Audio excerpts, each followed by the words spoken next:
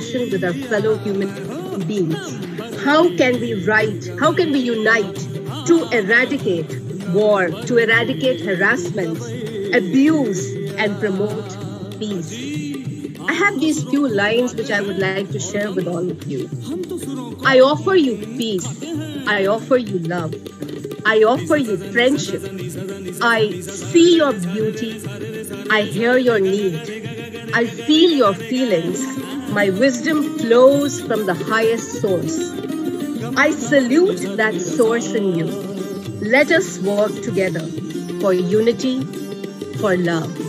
Why? Because love, happiness, unity, they're all a precious blessing, and they are gifts from the God Almighty that are totally and completely incomparable.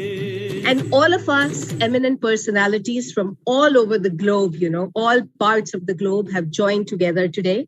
We can see our friends, our international speakers, edu leaders, transformative leaders, from all over the globe.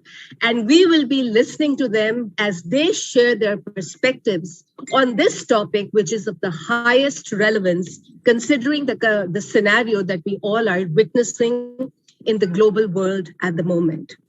So I would like to invite the very first speaker for the evening, the very, very powerful, the majestic royalty, a powerful, inspirational speaker, Her Excellency, Professor Dr. Queen Elizabeth Lucas, all the way from the United Kingdom. And she is the president, the managing director, everything for Yes, You Can International. So, Your Excellency, Professor Dr. Queen Elizabeth Lucas, may we have you to share your perspectives and to inspire all of us. Good afternoon, my sister. Thank you so much for this occasion. Thank you for our wonderful sister, Ambassador Monira. Thank you so much for your energy, for your encouragement, for your inspiration, for your hard working, for everything you are doing to put all the smile in our face and also to stand for right. I want to say thank you very much and we appreciate you. I also want to express my gratitude to you again as the founder and president of the Global University, collaborating with us, Yes, You Can International. I don't take it for granted because you are so dear to my heart. And I thank you for that opportunity given to us, for us to work together, to share together, to stand together, and also to work together. I thank you and I appreciate you a lot. And I want you to know that the best is yet to come to you. That message for our wonderful president. And for all our viewers, our speakers, our distinguished friends, guests, speakers, participants, I want to welcome you to this platform. It's a great platform, and we're going to share from our heart the very important topic that we all need to work on. Yes, we need to love again. Yes, we need to share our faith together. Yes, we need to unite together because without unity, there will be no peace. Yes, we need to bring hope for the hopeless because when we're still alive, there is still hope and hope for tomorrow. Only if we are all gathered together to share all this, then we can move forward. Then we can make a change. And then we can stand together. So on this platform, I want to say thank you all for your response, for our invite. and also to spare your time on Saturday to come and share with us, celebrate with us, and also we learn together. So on this occasion, I'm not going to speak too much, but on this occasion, I want to say, I love you all. Love is everything. Love is the greatest. If you don't love, you cannot fear. If you don't love, you cannot love. If you don't love, you cannot be happy. If you don't love, you cannot do anything. So love is the great thing. And also, unity. Yes, we are all collaborating together. That is act of unity because we're working together. Let us let aside our differences. Let's let aside our past because our past will only hold us back. Our past will only limit us. But when we learn to forgive one another and forgive ourselves, then we can move forward. It is time for us to unite. It is also time for us to bring hope to others because where we have today, some people don't have that opportunity. They are not privileged, but we are here to be a blessing to them. So that's why we are coming together to talk about it and to act about it. Because talking is another thing. To act on it is another thing. Let them see love through hope. We are the light to the world. Let them see that we care for them. Let them see that we know them and we appreciate them.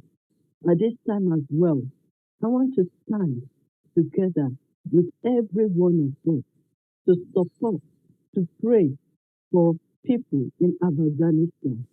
Yes, it's very serious there. But you know what? We can pray, we can share, we can give, and we can love them because we are all human beings and we are talking about humanity. And whatever happens to any of our brothers and sisters is also affecting us. So let's stand by them. Whatever you can do to share, to love, to give, please do. On this occasion as well, I want you to know we are still alive. And when there is life, there is still hope and hope for tomorrow. So on this occasion, I want to say welcome to this platform. Thank you very much. Wonderfully put. Wonderfully put. Her Excellency Professor Dr. Queen Elizabeth so rightly said that love is a precious blessing, for it's all things bright and fair, like the glow of evening sunset. It's a gift beyond compare. And if we love and spread love and light, the world definitely will become a very empowered world with everyone being very happy and everyone living in close harmony and in brotherhood, feelings of brotherhood and unity amongst all. Such a powerful dose of inspiration that came from you. Thank you so very much. Wonderful to hear your perspectives and your thoughts. Thank you. Thank you. Well, it's over now to my sister Carolyn. Carolyn, can you please take over? Am I audible? Yes. Thank you. Greetings, ladies and gentlemen. This is Razile Caroline Sorignon, National Coordinator and National Media Coordinator to Safety Innovation and Research Organization, also serving as a principal to one of the schools in Arunachal Pradesh, which is in the northeastern part of India. I will be one of the moderators for today's gathering, as we are all here with one common cause: to support victims and humanity in Afghanistan. Our motive behind this gathering is to share love, unity, peace, and hope for the future. Today we'll be sharing on the context of how we can love in the midst of the storm. How can we share kindness and compassion to the victims?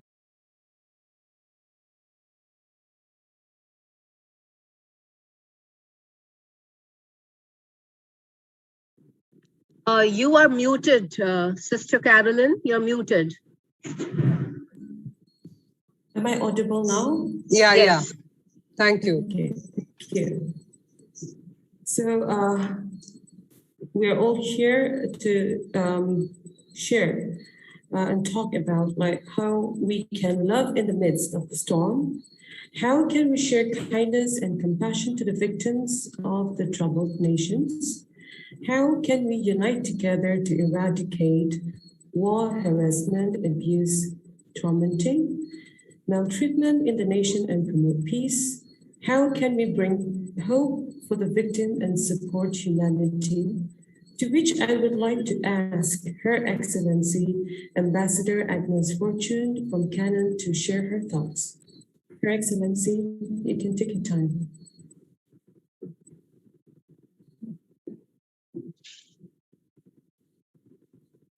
Her Excellency Ambassador Agnes Fortune, if you're there.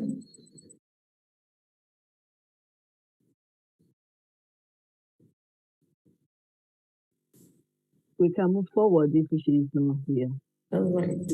Okay. Yes, yes. Noor Bhai, can you please move forward with the next panelist kindly? If the person is not here, can join later. Sure. Yeah, sure. Hi, this is Ambassador Noor Ahmed from Bangladesh. I'm the International Ambassador of the Global University and Bangladesh General Secretary of Yes You Can International. Actually, our today's topic is very innovative topics for the emerging situation right now. But at the same time, what do we have to do? Most of we think about too much, but feel too little. More than machinery, we need humanity. More than the cleverness, we need kindness and gentleness. Without this quality, life will be violent and all will be lost. That's what is happening in the Afghanistan. My dear Honorable, actually our greatest power as nation and individual is not ability to employ assault weapons numbers drawn to destroy each other. The greater, more creative power with inner, which we may arm ourselves our grace and compassion sufficient enough to love and save each other. My dear Honorable, though our topic is the love, peace, hope, unity for the future victim and humanity in Afghanistan, but I would like to add one more word that is I'm going to discuss. Hate cannot drive our hate, but only love can do that. I hope that people will finally come to realize that there is only one race, that is human race, and that will be the member of it, and we are all be the member of it. From the distance of the world, it looks like blue and green, and the snow crabbed the mountain white. From the distance, ocean made the stream, and the eagle takes the flight. From the distance, there is harmony. It echoes the land. It's a voice of hope. It's a voice of peace. And this is the voice of every man to survive in peace and harmony. To unite it and strong ourselves, we must have one people, one nation, and one flag. Thank you, Honorable. I would like to call our next dynamic leader, Dr. Shama Hussain. Dr. Shama Hussain, please share your valuable words. Floor is yours. Good evening, good morning, good afternoon, everybody from Oman. Myself, Dr. Shama Hussain, CEO and founder of International Institute of Influencers and Country Director for United Nations Peacekeepers Federation Council and Country Director for Phoenix Book of World Records. First of all, I am proudful to call myself as an influencer. Today, we are all here to talk about the world's peace, love, hope. We want to bring out that love, peace, and hope, which is the main criteria requirement, especially for the people of Afghanistan. We are here to pray for that. Do you know how can we get peace in this world? Only one formula to get the peace. Only one formula. There is one formula where we can get the peace in the world. The formula is when power of love, when power of love overrules the love of power, When the power of love overrules the love of power, we can bring the world peace. So the world peace, my dear friends, let's spread love like contagious, like pandemic corona. Let's spread it in such a way that which is losing now, which is missing now, the victims who are just crying. Imagine the small children. Imagine those people who are suffering. Let's feel that. Let's spread that invisible love to everywhere so that they can feel it. You know, my dear friends, there are two kinds of alls inside our body that are battling. This message is for each and everyone in this world. I want to send this message to each and everyone in this world to end up the hatred, to bring the peace. The message is there are two kinds of wolves battling inside our body. One is good. One wolf is good. Good in sense, love, peace, humility, kindness, hope. Whereas the other one is evil. Evil in sense, pride, jealousy, envy, anger, resentment, rudeness, cruelty. Shall I ask you one question? In these two wolves, which one will win? Which one will win? The good one or the evil one? My question to each and everyone in this world. Which one will win? The good or the evil? Shall I tell you the answer? The answer is the one you feed. The answer is the one you feed. If you are feeding good, the wolf, good will develop. If you are feeding the evil, it will empower. So my dear friends, this is what we have to control. Let's start feeding good because world badly needs now. World badly needs now. Imagine the situation of the orphan children crying for their parents or crying for the missing parents. Imagine the wounds, the people in the hospitals. Imagine them. Let's keep them ourselves in their shoes. Let's feel the pain. Let's, for a moment, at least try to remove this all from our body. Try to start with this all from our body. Let's bring that peace and happiness and hope.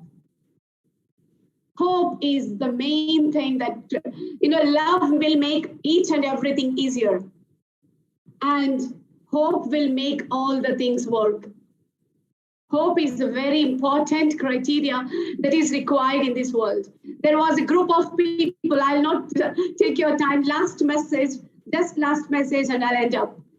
There was a group of people who are in a barren land in a village. They were suffering like anything. They don't have rain from long time. They were suffering like anything. One day they decided that they will have a prayers. All of them together will have prayers. So they all assembled at a place for praying for rain, so that the rain will fall and they will have their country, their land will become green again and they will prosper. Then accordingly the time set, everybody gathered for the prayers. One person there, he has come up with the umbrella. He has come up with the umbrella. Everybody came for prayers, but that person has come up with the umbrella. Then it was shocked. Everybody asked, why did you come for umbrella? Still, we did not pray and we didn't get rain. The person said, it will rain. I have hope. I have hope on God that he will accept our prayers. I have hope on God that he will receive, he will give his blessings to us. by our prayers. So today I request each and everyone, don't think that our prayers will be accepted or not. What's wrong in praying? What's wrong in loving? What's wrong in smiling? What's wrong in showing compassion and passion from your side, your duty as a human being, so that the other person will receive the blessings and he will enrich.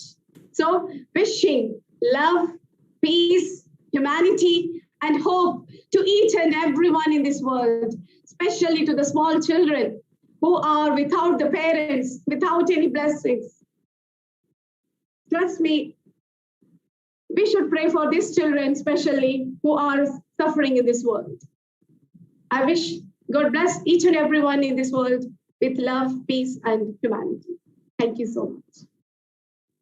Wow, please give an electronic class for our influential leaders. Trust me, your words are really so powerful. Even you bring us so many great messages to us. First of all, if I indicate to someone that is power of love overrules the love of power. This is really a great quote, I have to say. Another one is we bring world peace. We need to feed good things. Yes, that's what we need in this current situation. Thank you. Thanks for your beautiful words. Now I would like to hand over to Alkadi for call up on the next. Thank you so much. Thank you so much, Noor Bhai.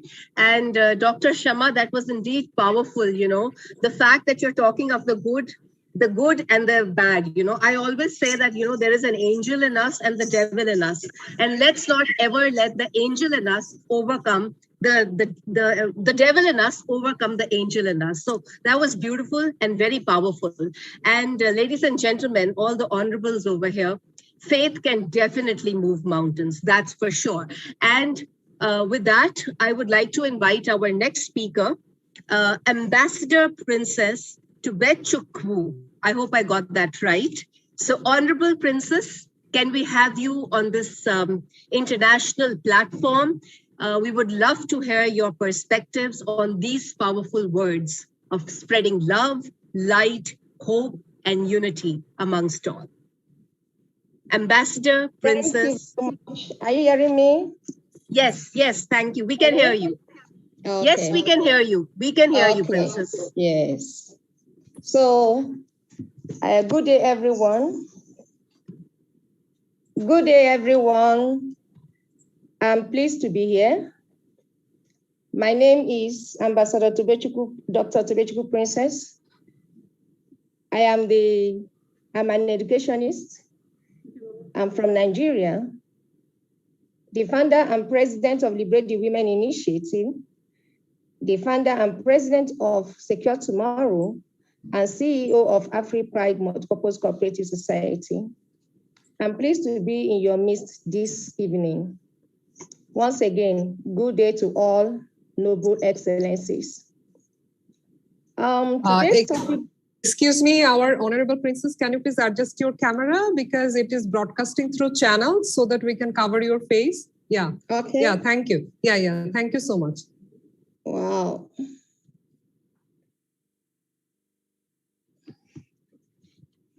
Is it okay?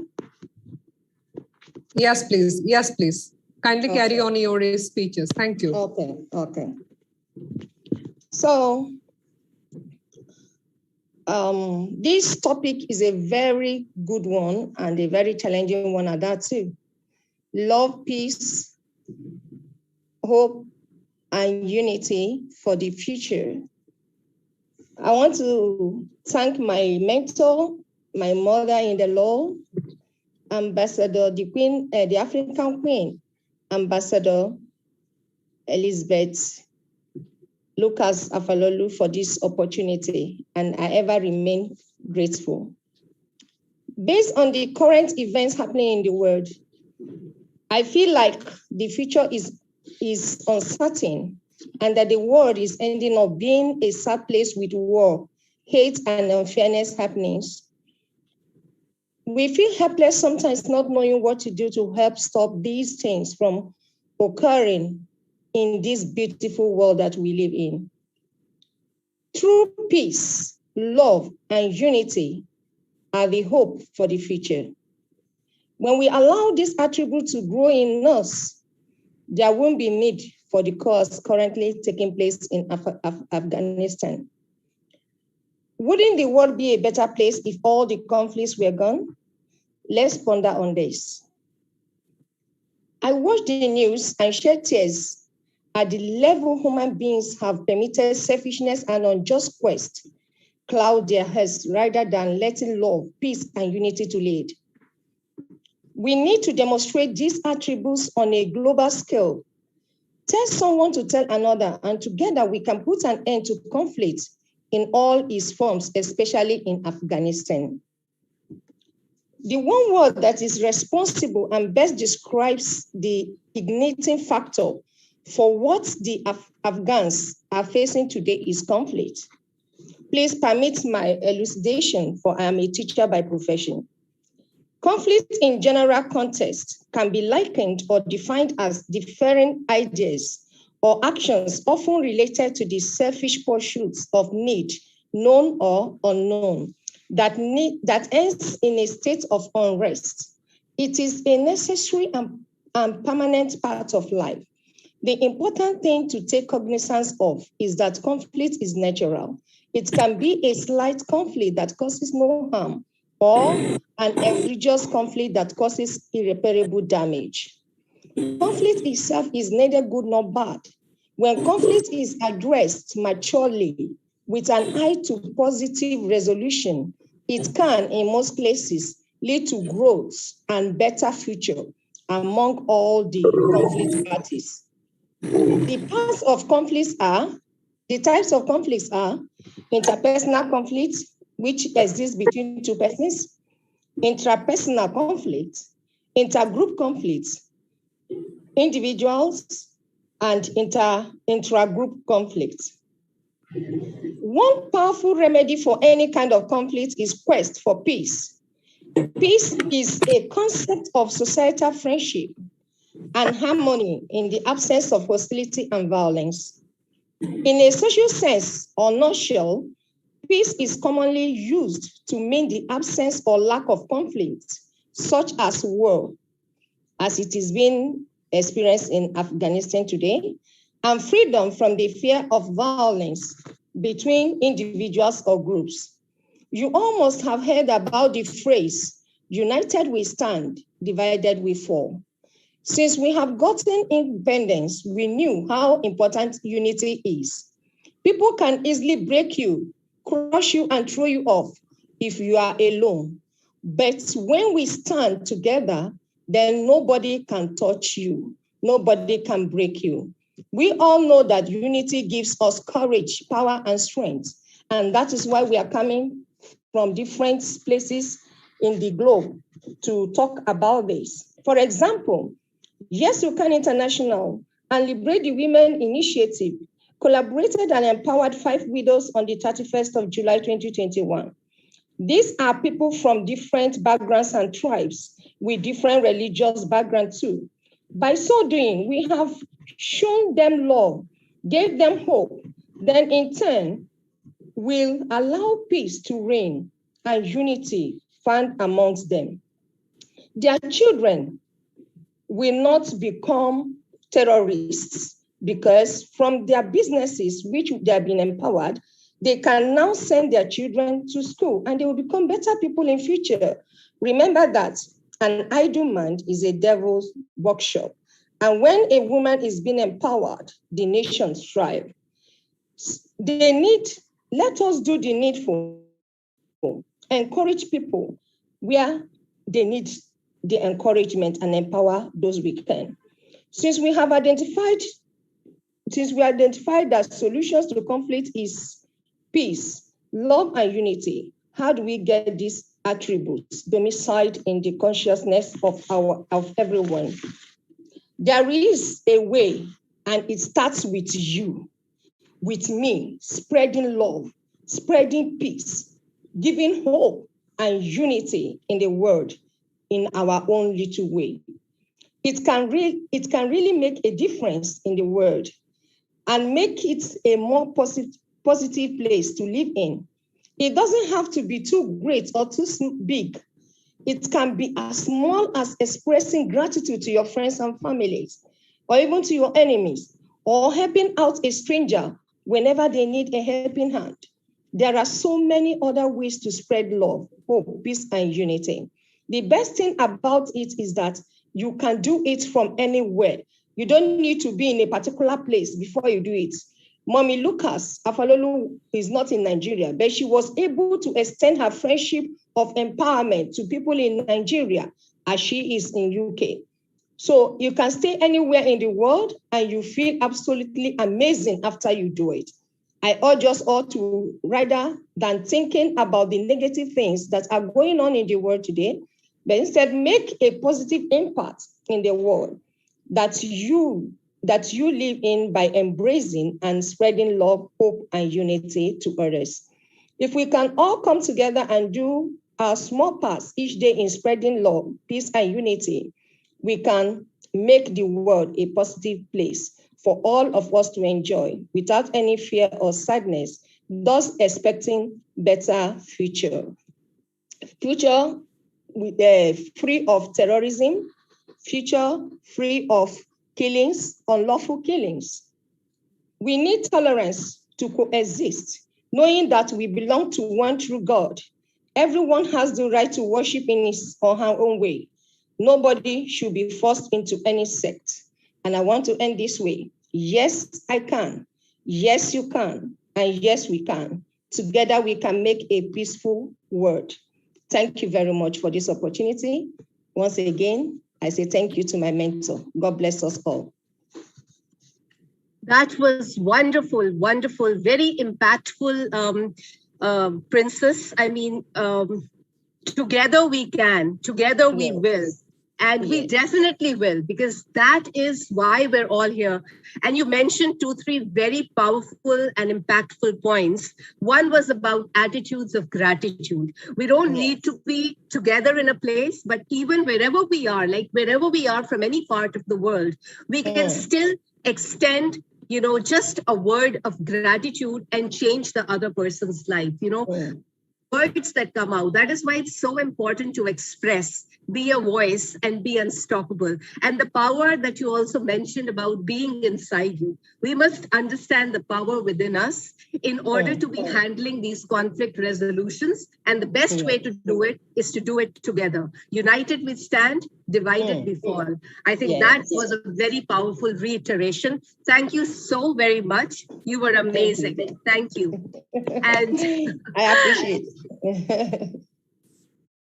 And now I would pass on the virtual stage for the moderation and announcing our next speaker to my sister, Carolyn.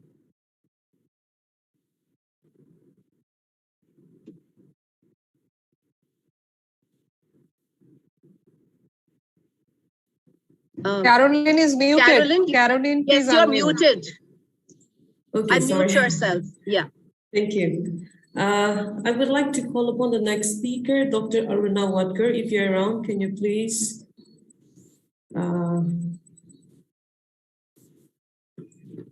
Yes. You can share. Yeah, thank you so much. Yeah. Thank you, Caroline. And a lovely good evening, good morning, good afternoon to all the personalities here across the globe. And yes, it is a great opportunity to be talking about love, unity, peace that we all have to spread across. Love, unity, peace comes with cumulative resources that offers the people freedom to choose a more harmonious and empowered way of life with greater knowledge of self and the ability to love at a greater height. When we define love, unity, peace, it all comes when we have faith in love, faith in unity, and faith in peace. And how do we get that? It is all within us. It is all among you all. Right now, based on the current events that are happening in the world, one might feel like the future is uncertain and that the world is ending up being a sad place.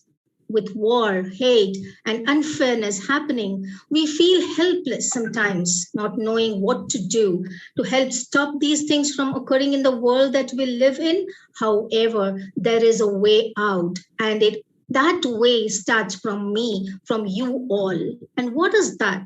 Let us just go ahead and give a thought. Let me give a food for thought.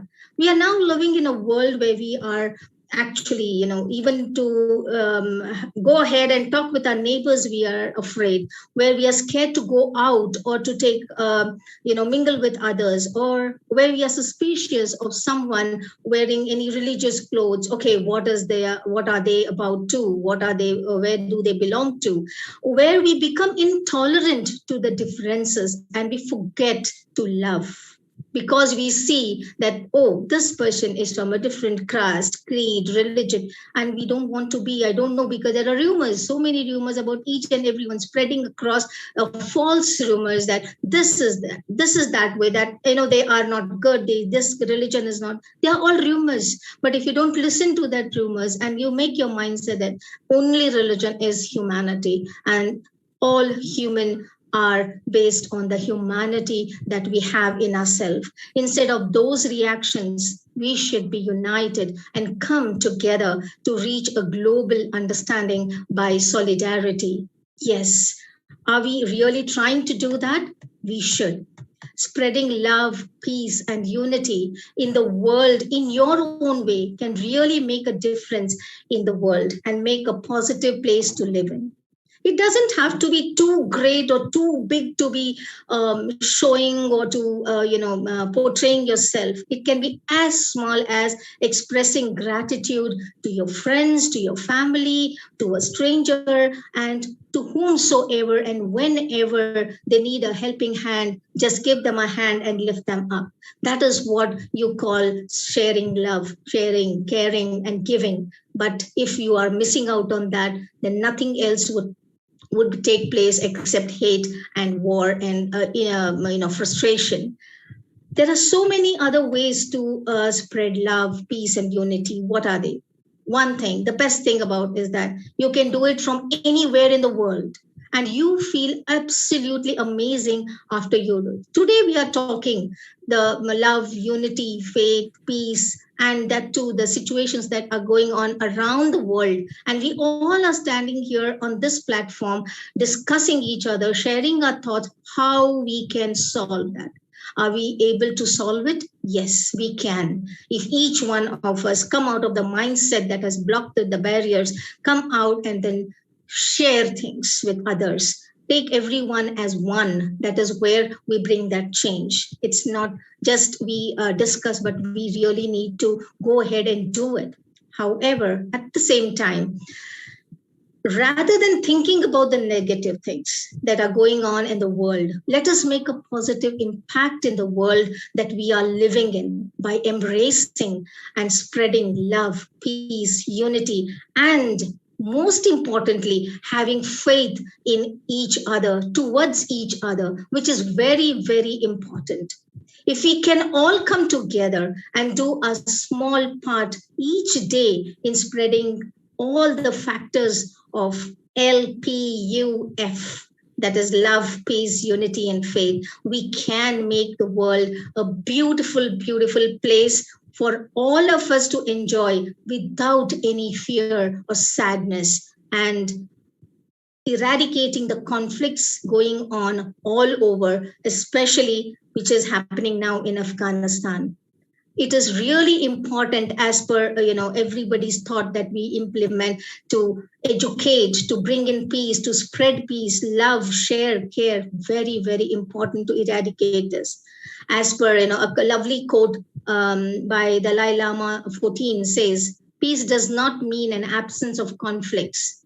Differences will always be there. However, peace means solving these differences through peaceful means, through dialogues, education, knowledge, and through human ways. And that is how we can bring in the change, and that is how we can spread love, affection, care, and unity. Thank you so much.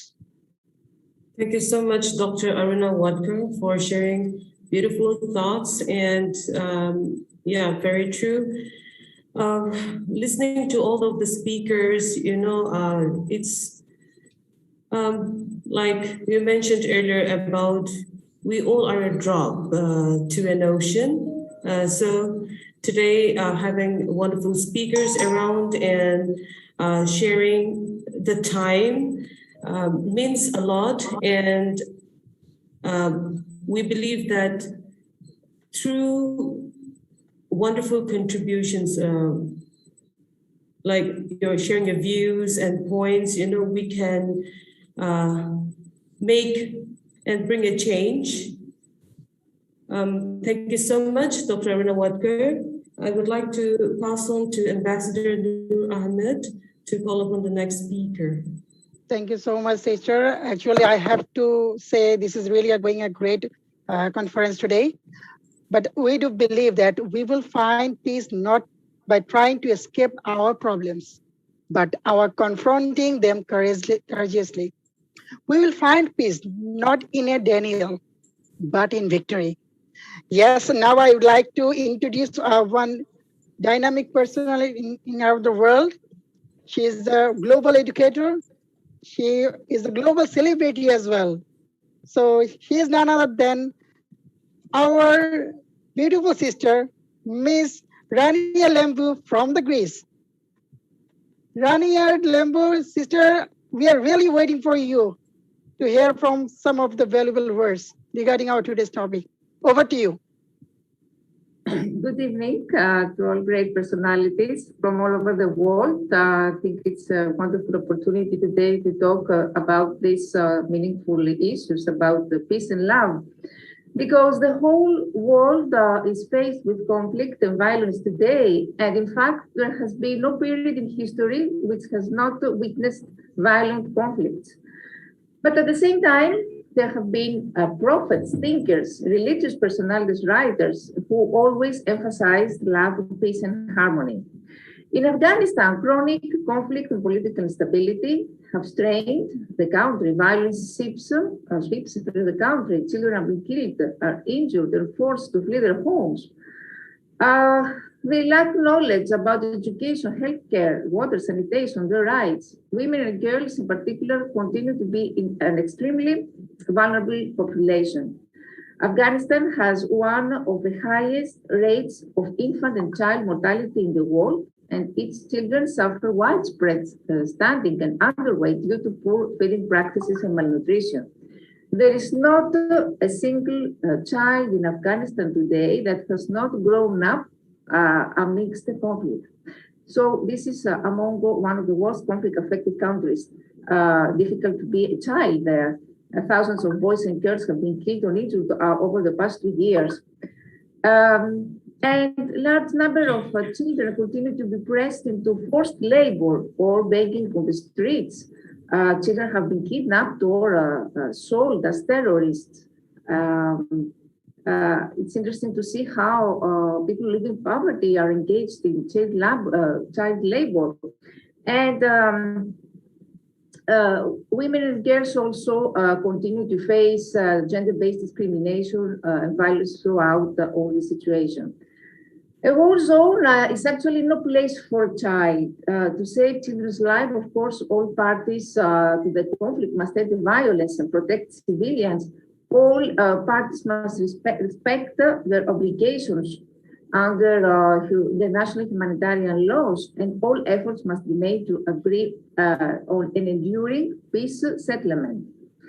As an educator, I strongly believe in the power of peace education. I believe that educators, governments, policymakers need to incorporate peace education in all curriculum and the development of learning materials. Inclusion of peace values and activities will make the subject more meaningful. The basic concept is that peace education is a remedial measure to protect the children from falling to the ways of violence in the society. The respect for human dignity and for human rights and protection of the environment are the core values that need to be practiced to achieve peace and harmony and sustainable development through a lifelong peace education. And this has the benefits because schools can develop more humanistic management approach. They can improve standard quality of teaching and learning. They can help healthy and emotional development in students, develop creativity, improve students' discipline and moral behavior, promote ideas, noble ideas such as friendship, generosity, facilitate socialization. So within this framework, peace education is of utmost importance. It aims at the total development of the child. It tries to inculcate higher social values, human values in the mind of children, because it is based on philosophy that teaches love, compassion, and trust and reverence for the human family and life of our planet. Peace education is holistic. It embraces physical, emotional, intellectual, social growth of children, and also peacemaking because it empowers children to be creative and non-destructive ways to settle conflicts. So what I'm trying to do, I'm a STEM instructor. Through my projects, I'm trying to promote positive peace. My recent project is implemented in Nigeria. It is called Gender-Based Violence, Why Peace is a Much Better Option. It's inspired by high rates of gender-based violence there. And I'm trying to combine STEM education with gender-based violence awareness. It has started to be implemented with great success in public schools there. So working to make the world a better place for humanity to live in, it's actually our daily endeavors, individually and collectively. We need to attain many positive changes that we all aspire for ourselves and humankind. It is building of good relationships, and we can turn a conflict into something hopeful, and in this way we can restore relationships through always negotiation and mediation. Thank you very much. Wow, such a great inspirational message from you.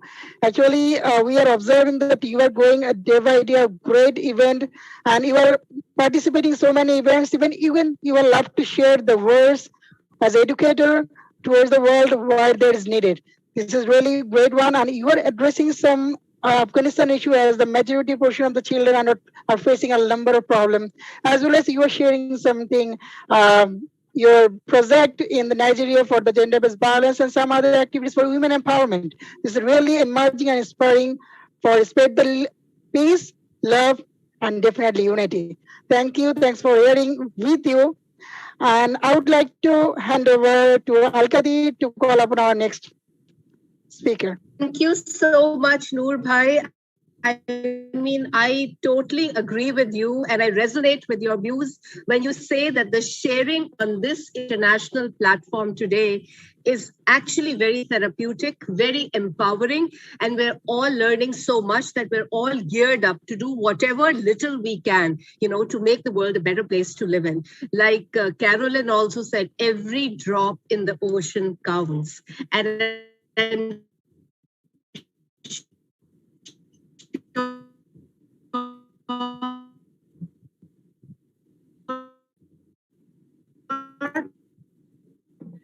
Sister, maybe the network just...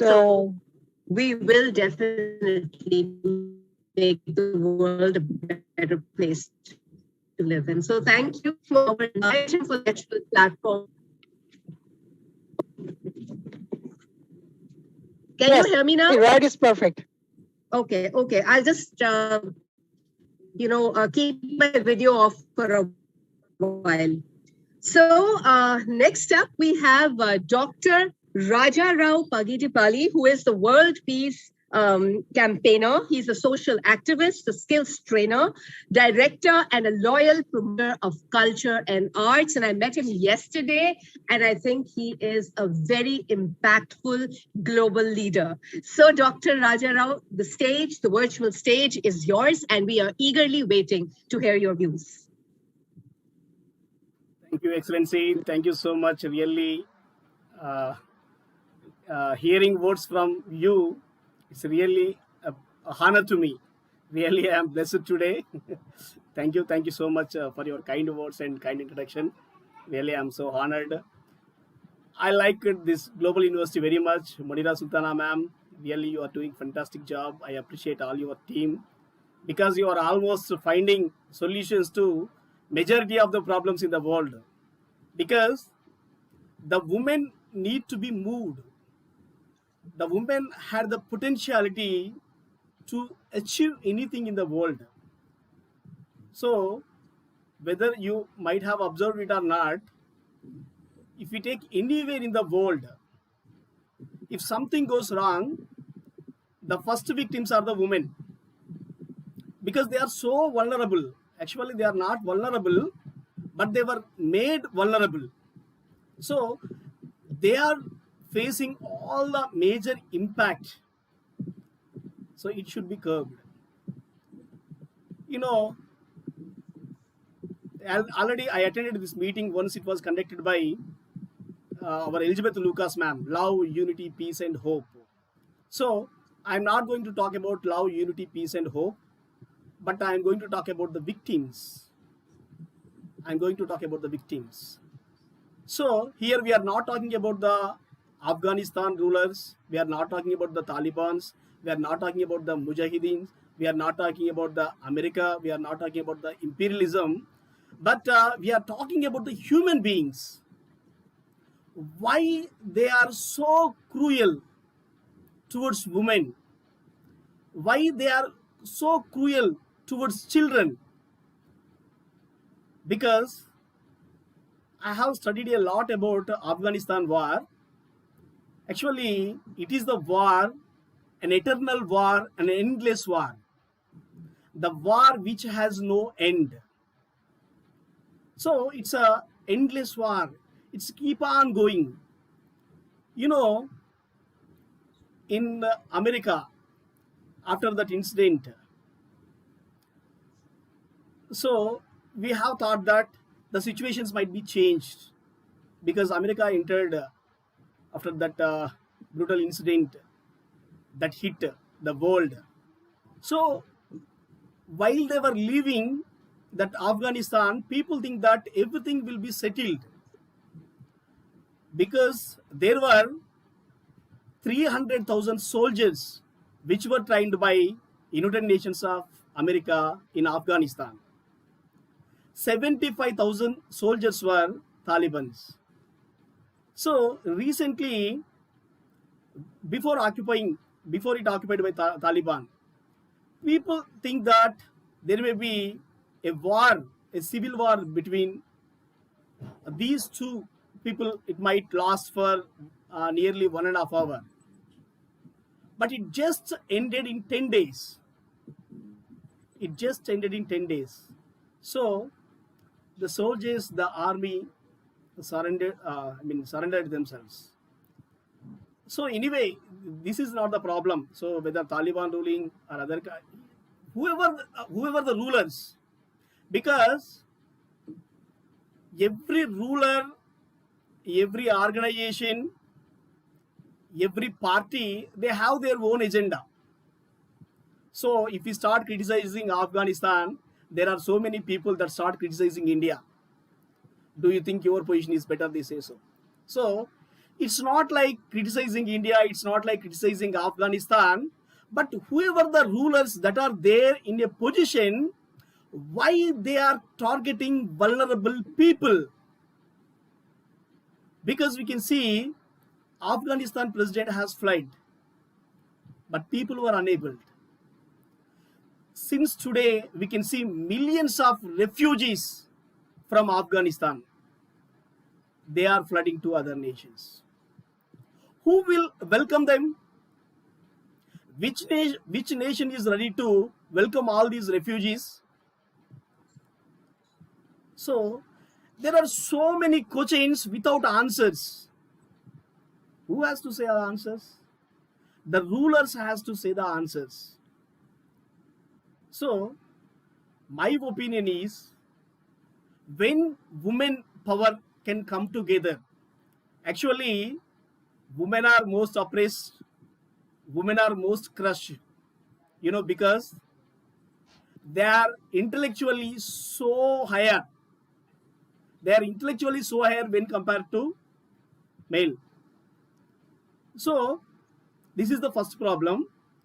But anyway, if you see, we see in newspapers, whenever top 10 ranks are announced, in maximum 70% of seats were occupied by female.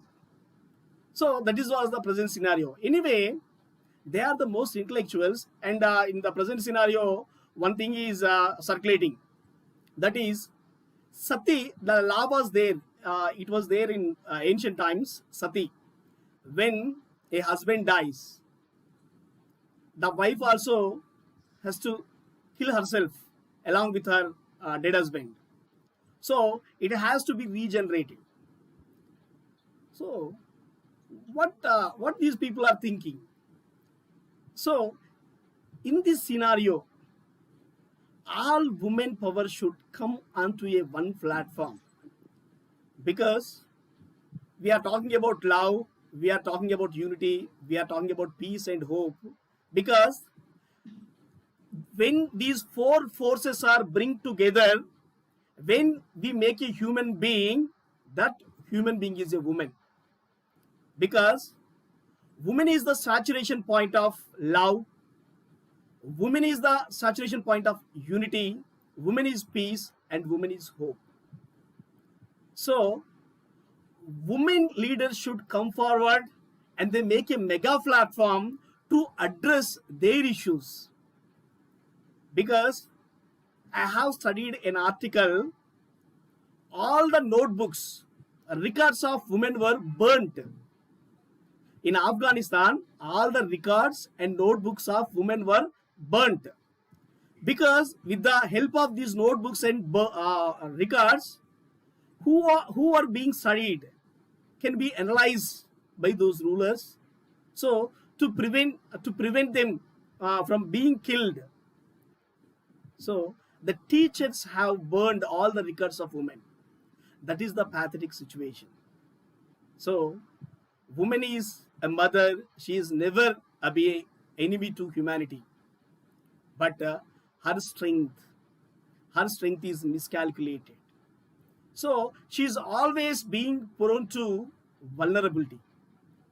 So Monira Sultan, ma'am, I heard her first speech, but I didn't remember her speech. I remembered her cries, because her face was stamped in my mind because of her cry in that seminar. So that was not cry. That is the cry to redeem millions of women who were under oppression. Because if she cries about herself, she would never display it on in public platforms. But that was strongly implanted in her mind, so that she has been fighting for others, other women, other vulnerables, other children, other girl children. So I am expecting this platform, this global university, because I like people whoever tries to do something to the community, whoever tries to do something for the world, something for the society. So when I see the service is being rendered by global university, really I'm very happy with this, and I hope in future you people will certainly come with tremendous programs that will empower women leaders, that will make women leaders, and redeem so many millions of vulnerable women and children from the clutches of these tyrant leaders. Thank you so much. Wow, a big, huge salute to you, Dr. Raja Rao, for understanding and talking about the impact, the power of women, and also the fact that, yes, we are subjected to vulnerabilities, we are subjected to oppression, but yet, if we are given the challenge of being at the helm of affairs, we can do a powerful job and a wonderful job. Why? Because we have love, unity, all these things, in us, in huge doses. And the fact that you're saying that the Global University is doing incredible work, my sister Monira is doing fantastic work. And yes, she's bringing people together. She brought us together, and I'm really grateful to her for this. And I'm thankful to you for making us remember that this platform is a platform where everybody, each and everyone over here really mean business. It's not just lip service. It's actually doing something to ensure that the world is a beautiful, powerful, and much better place to live in. And the fact that if there is injustice anywhere would actually mean that there is injustice everywhere. So it's not only in that part. So if one person, there is some kind of injustice being done to one part of the society, community, world, that it is injustice to everyone. And all of us must raise a voice. And how we can do that is by coming together. Connections, collaborations, and communication. Thank you so much. Wonderful. And thank you, Sister Monira. You are a power woman. And now moving on to handing over the virtual stage to my sister, Carolyn. Carolyn, please take over. Thank you so much. Now I would like to call upon Ms. Fatima Sobra. If you are here, you can take this. Thank you so much. Thank you so much. Good morning, good afternoon, good evening. Namaskar, everyone. I'm Fatma from India, state Chhattisgarh. I would like to also express my views on love, unity, peace, hope for future to support victims and humanity in Afghanistan.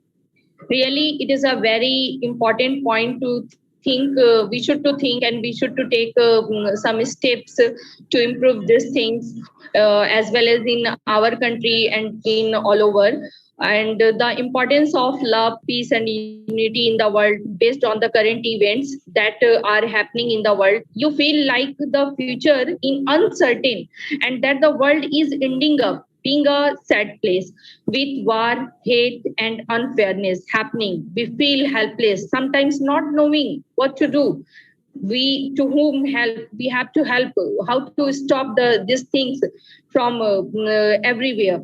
And if you think what is the most important religion in all over in the world, it is a humanity, and humanity belongs to us. Humanity can simply be defined as the quality of being human. It is the peculiar nature of man and by which he being distinguished from other beings.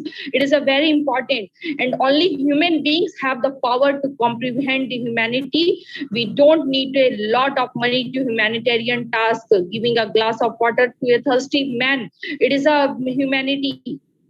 Every religion teaches us humanity, love, and care, and there is no religion above the humanity. This is the reason we often hear people saying that humanity is their religion. Being human is our first identity, so we must comprehend humanity in our day-to-day lives, as it is a reason behind in existence. As Aruna ma'am rightly said, that everything, every single change starts with you, with me, with us. It is a very important. You can change the world in your own way, really make a difference in the positive place to live in. It doesn't have to be a great or to be a big. It can be a small. Really, it can be in any way. You can show your, you can express your gratitudes towards your family, friends, neighbors, relatives, or helping to any stranger whenever they need to helping hand. The best thing about it is that you can do it. Yes, you can, from anywhere in the you are living. Peace begins always. You remember this thing. Peace begins with a smile. If you want to peace, you always smile. In these fast changing times, this paper identifies the risk to India's continuous presence in the Afghanistan and recommends a set of strategies to mitigate them. And many risks are also theirs. And but I would like to share some points. Broader diplomatic engagement, continued training investments. So many points are there. We should to discuss and we should to think how we can do.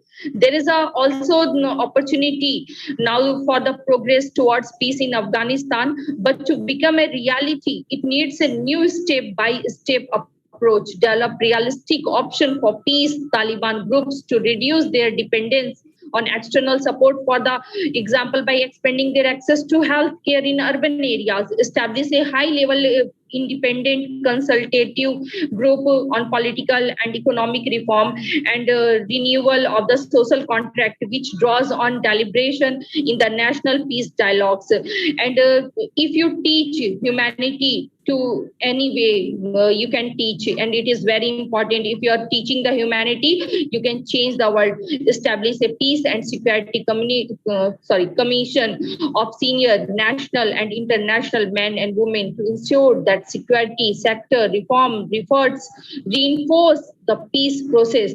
And it is common for all. Often someone's hand was in his own rain. Together we can win, and divided we will fall. Thank you to listen me. Thank you all of you. Thank you, ma'am. Thank you so much, Fatima Sogra, for sharing wonderful thoughts and your views and ideas. Is definitely we forget the most important thing, that humanity is all free of cost. Because of our inhuman acts, it's costing us a lot. I would like to invite our ambassador, Noor Ahmed, to follow up on the next speaker. Thank you so much, sister. Yes, I do believe if we each possesses that is what is needed to create the peace on the earth, then we have to know how to learn. We just need to practice using that knowledge in all aspects of life. Welcome. I would like to call upon our next speaker, one of the dynamic speakers from India, Mr. Sharif Ghosh.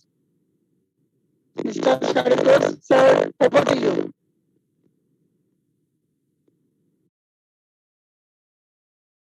Sir, we are not hearing you. Can you please? Am I audible now? That's perfect, sir. Good morning, good afternoon, and good evening. Wherever you are in the world, this is Sarit Ghosh from Lucknow, India. And I was listening very carefully to my friends all over the world, and they were talking about love, unity, peace. Very good. But the incidents of the recent past has disturbed me a lot. I think all of you have a television set at home, and you might have seen the desperation of the people of Afghanistan. At least in my life, I've not seen something like this. That people were clambering on an aircraft, fully knowing that they will fall down from the skies. And I saw 2 to 3 men just falling down from the plane as it took off. I have never seen something like that. And since yesterday, I was very much disturbed when I saw a small girl child was handed over to the US Marines on the walls of the Kabul airport. The mother was so desperate for the future of her girl child. She was so scared of the Taliban or whoever there is that she handed over a girl child to the Marine, and the Marine just bent down and picked that girl child in his hand. I was really disturbed. What will happen to this girl child? Where will she go? And I was really disturbed because I had seen with my own eyes. So we can all give big lectures sitting in air-conditioned rooms. But just before I was coming for this webinar, I read it on the net, a great news, that the girl was a bit ill. And within the airport, there are doctors of the, the European Union. So those doctors have taken care of the child. And the best part of the news is that the child has been again given back to the mother. The mother has been brought into the airport. And I'm sure the authorities will shift them to a safer place. But this is the case of only one child. There are millions of children in Afghanistan, particularly the girl child, who are not safe there. See, it is not a matter of religion, because the oppressor and the oppressed both belong to the same religion. We are not here to point fingers at anybody. It's God's wish that we have peace on this world. As somebody was saying, that the Taliban, whatever their reasons, are being unreasonable. Because 20 years back, they had ruled Afghanistan for 6 years, and they are back again. We are here to analyze what they can do now. But as you said, we should have faith in God. Whichever God we believe in, whether it is Allah, Ram, or Jesus, or whichever God, and I'm sure God will take care of the people of Afghanistan. As my previous speaker said, India is a peace-loving country. We want peace in this region. And the government of India and the people of India have done a lot for the progress of Afghanistan. I was told that the new parliament building in Kabul and various hospitals in Kabul, universities, were built with Indian help. And I'm sure one good thing is that the Taliban has told the government of India that they can continue with those measures. There's no fear. And I'm sure that some solution to this problem will be taken care of. Because I read a lot, and I was reading that one of the top Taliban leaders, I'm told the second in command, was trained in the academy in Dehradun in our country, the Indian Military Academy. So I'm sure he will have some soft corner for us Indians. And I'm sure that this situation in Afghanistan will come to an end. I would like to thank the Global University, Doctors Monira, and all my friends that they have taken up this serious issue, this burning issue. At least we can show our sympathy towards the people. We can pray for the people of Afghanistan. And I'm sure there are so many other speakers also who are more, I would say, qualified to speak on Afghanistan than me. And one thing which I agree with Dr. Raja, this is a platform which teaches us to give respect to women. And women are in no way a second-class citizen. They are more than men, right? And I'm very happy that brave women lead this organization. As long as we have Dr. Sultana to lead us, I'm sure we'll be doing a great job here. So all the best to all my friends, and good night from Lucknow, India. Thank you very much. Thank you so much, sir, for your valuable words and to focus on the brutal reality of today. And this is really a burning for all of us, and we have witnessed a number of brutal things through our social media as well as our television. Yes, we have to do something. Whatever we can, we have to do together. Otherwise, our individual effort will not be work at all. So,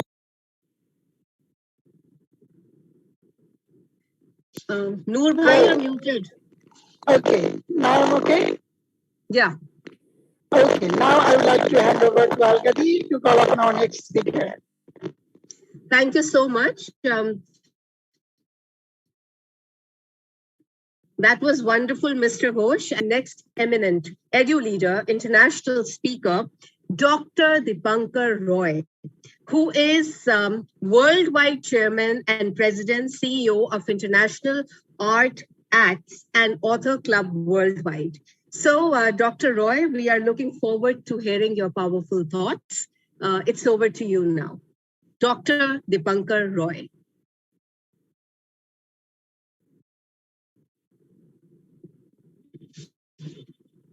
Dr. Roy.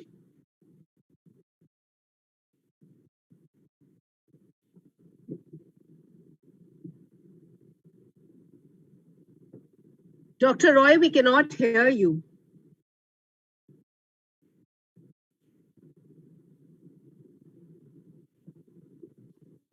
No, we still cannot hear you, Dr. Roy.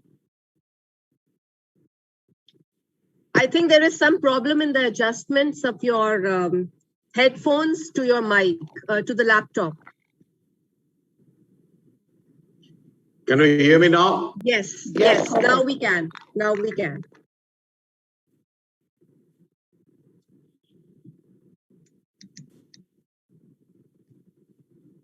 Very good evening to you all.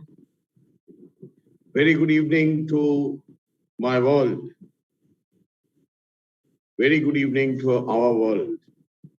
But I don't know how much this evening or this morning somewhere in some corner of this world is good. This world is in one of the most precarious, dangerous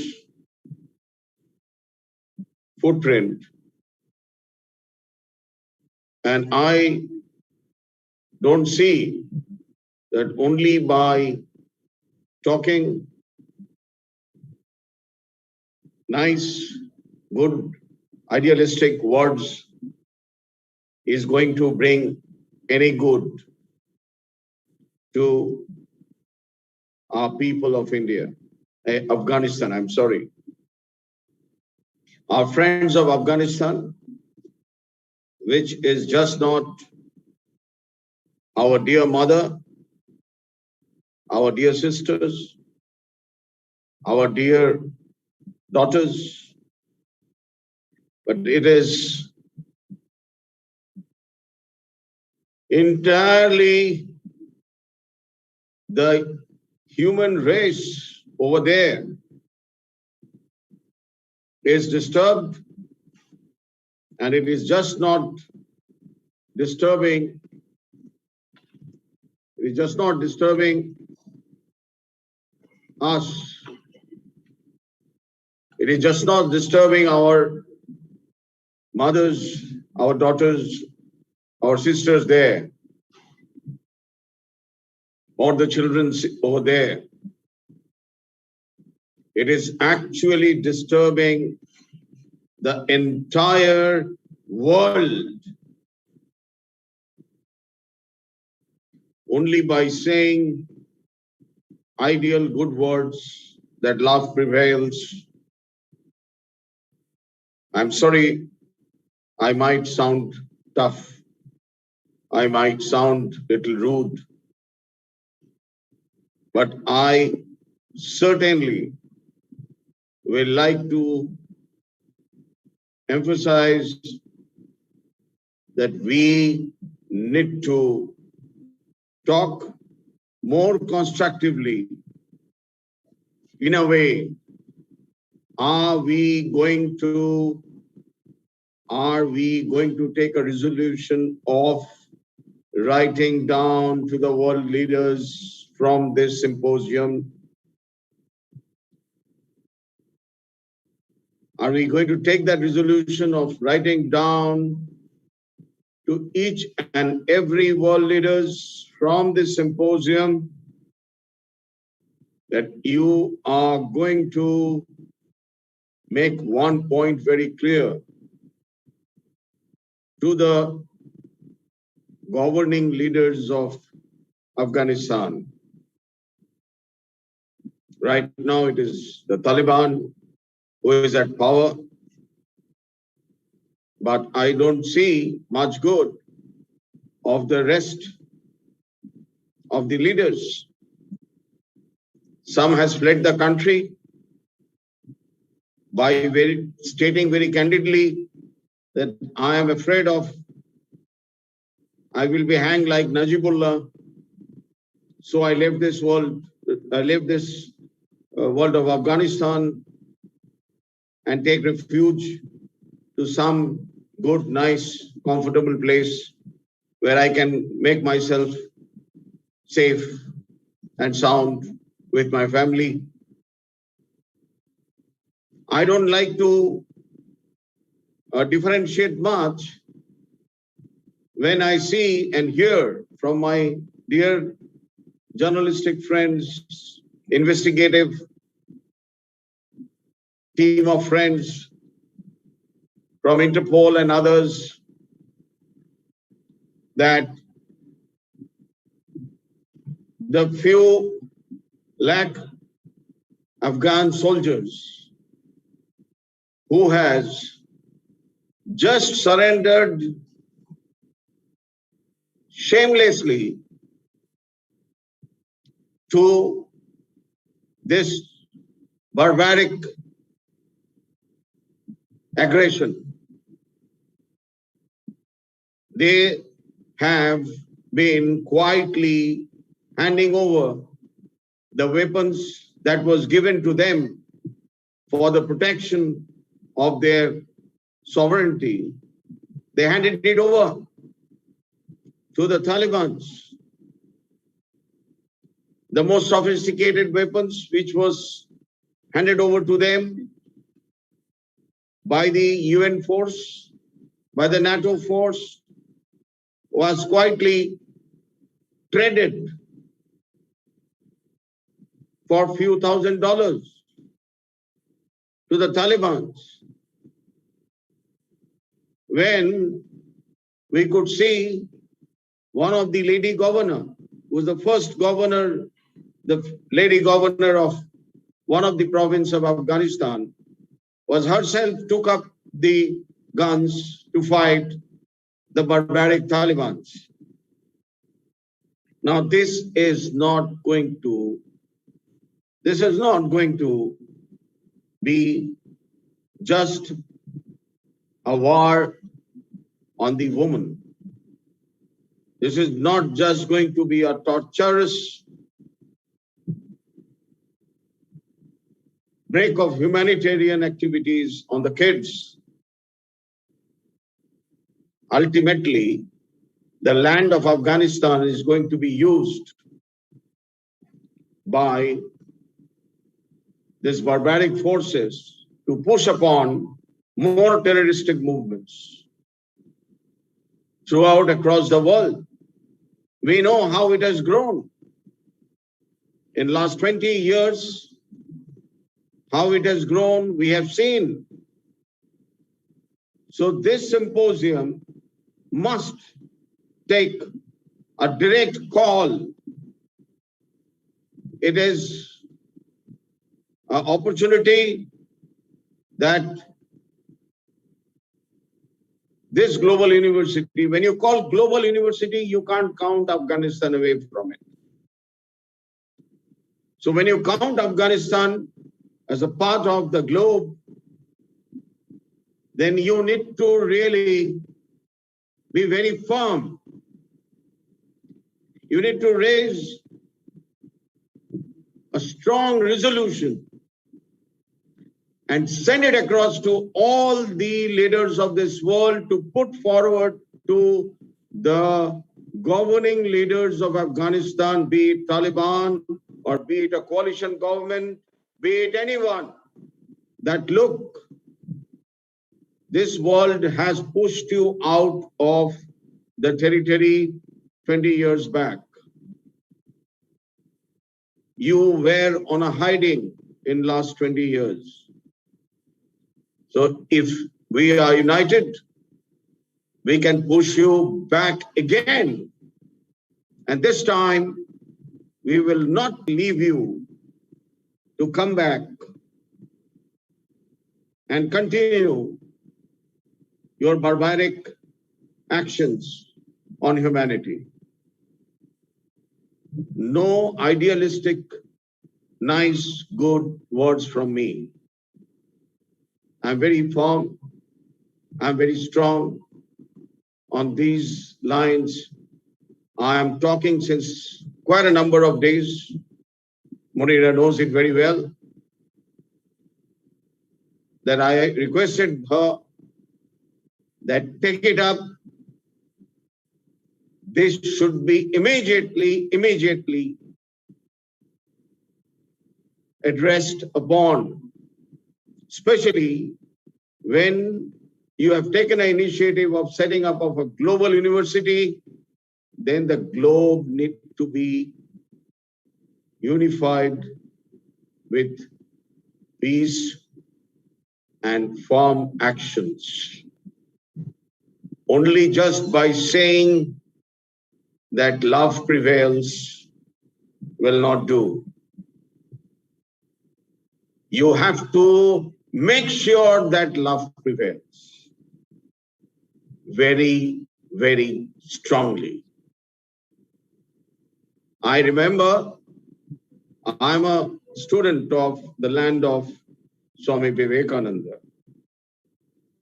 I have been brought up within a communion of Ramakrishna Mission, and where I have been taught by Swami Vivekananda that if there is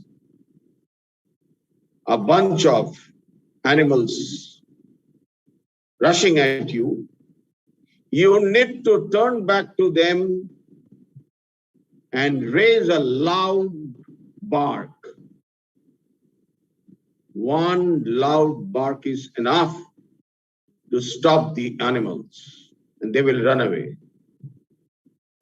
We have done that 20 years back. And we can't just blame United States of America. Why the entire world is not united enough to move forward? That here I am ready.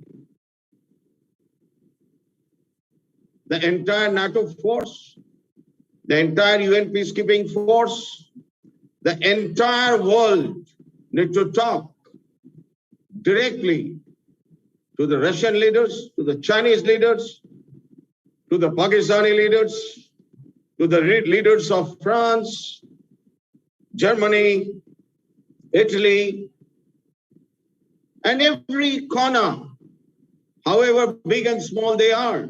Some country may deport 100, some country may deport 100,000 soldiers to fly back again. We have the power of the people. And the power of the people need to be executed with its voice. This symposium cannot be just one virtual discussion platform. It needs to really act upon. If we really look forward to wipe the tears of our mother, then we should stand in front of our mother and tell this Mother Earth that we are there in front. If someone is trying to crack a fire on you, we are there to take the fire and return the fire back with a strong voice. It's not just the bullets. We are from the land of Gandhis. We are from the lands of Mahatma Gandhis in India. We are from the lands of Martin Luther King of the world, where the totality of the people made whatever barbaric the team is, whatever may be the strength of the force who is trying to destroy the social texture of this world, the balance of this world, need to be said that, sorry, this is not the way you are allowed to be performing a governance in this world. Honorable Dipankar sir. Sir, sorry to interrupt you. Actually, we are running out. So if you round up your words, it would be great for us to call upon our next speaker. Thank you, sir. No, that's fine. My point is very clear that I am not been very happy with just by hearing sweet words. I need to see that you mean Global University talks and speaks on the line of how to protect the globality of the globe, the unity of the globe, and the strength of it. Thank you very much. I am most honored to be invited to speak and hope this takes to the next step to make this world really peaceful in true sense. Thank you very much again. Thank you so much, Dr. Dipankar, for infusing the stage with a lot of realism, and insisting on concrete action. We'll try to ensure that, and I'm sure all of us together will definitely find a way, because when great minds come together, a way is definitely found. So thank you for infusing that powerful realism on this virtual platform. Thank you. It's over to you now, Carolyn. Thank you so much. I would request all the speakers to maintain the time because we have more than 10 speakers to speak in line and we are running out of time. So 5 minutes is given to everybody. Please maintain the time. We really appreciate that. And that was a well said, Dr. Dipankar Roy. We need to start putting into action that all the talkings, just the talkings will not do. So we should put this into action and really appreciate your time. Let's move to the next speaker, Dr. Jacqueline Mahadik. If you're there, you can take the time. Dr. Jacqueline Mahadik, are you there?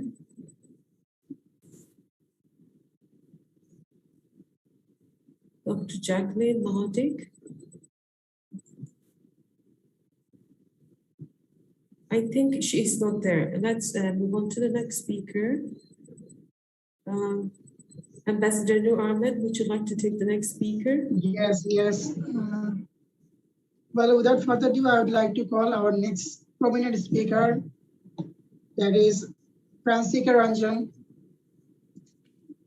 Prasikaranjan, if you're there, please unmute yourself and share your words to us. Over to you. Prasikaranjan, are you available? Teacher Francisca, are you there, Teacher Francis? Yes, Prasikaranjan. Teacher Francisca, I think she was here earlier. She must have lost it. Okay, we will give the effort slot for the one. So over to you, Al-Qadir. Yeah, okay. Thank you so much. So moving on to our next speaker, we have with us Ambassador Dr. Fräulein D. Mobu, all the way from Philippines. Mabuhay, the virtual stage is yours. So sorry, Alka. We have a message from our Queen Elizabeth. Can you please look into it? I'm so sorry, our Honorable Mobo sir, Fräulein Mobo sir. I'm just requesting to see the message of Queen Elizabeth. And please speak now, Ambassador Dr. Mobo. Now please speak, and I would request our moderator to see the message of Queen Elizabeth. Thank you. Ambassador Dr. Fräulein Mobo, please speak. Come for your speech. Thank you. Yes, good evening, everyone. So, thank you for my dear dignitaries. It is an honor to be part of this important event. So, all the way to all countries, we must always be accorded with a high importance to its human rights commitments and its engagement, especially in Afghanistan, with all the stakeholders and the international community to promote peace, love, and unity. It is the spirit of transparency and open and constructive engagement that the most of the government share this information. So even in the national, international civil society organization and NGO can collaborate by responding with emergency assistance where needed and supporting families who have lost their homes and livelihood as a result of their conflicts. So by collaboration, we can help them by assisting families forced to flee their homes as Afghanistan sits on the brink of famine, and then by launching a campaign to provide life-saving aid, and then by providing emergency cash assistance and protecting services for internally displaced people, and of course to team up to protect women and other groups and children fighting to survive following decades of war and all forms of disputes. So in conclusion, it is important to promote unity, peace, and cooperation for our fellow nations in order to achieve world peace. So again, thank you and good evening.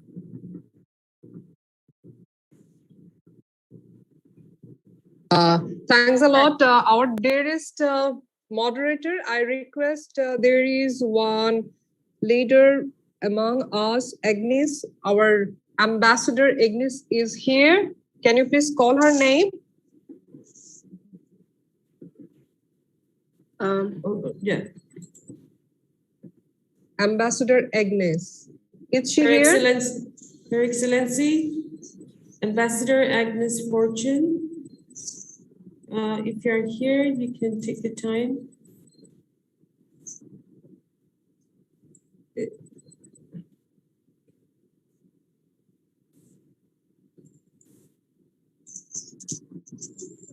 Is she around?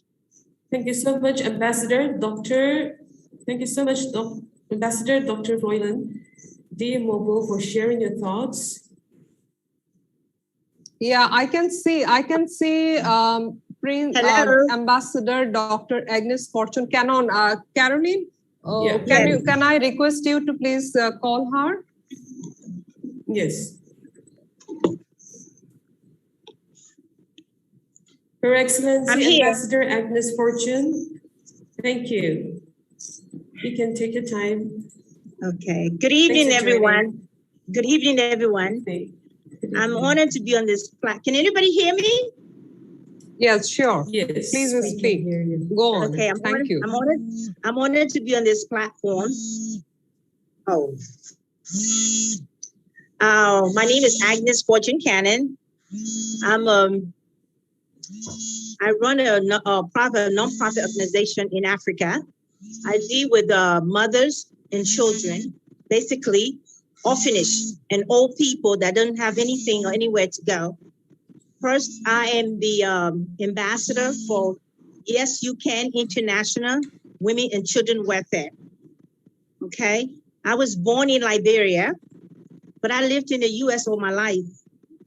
And I came to Africa to visit. And I saw that it was so much things that they needed, the children.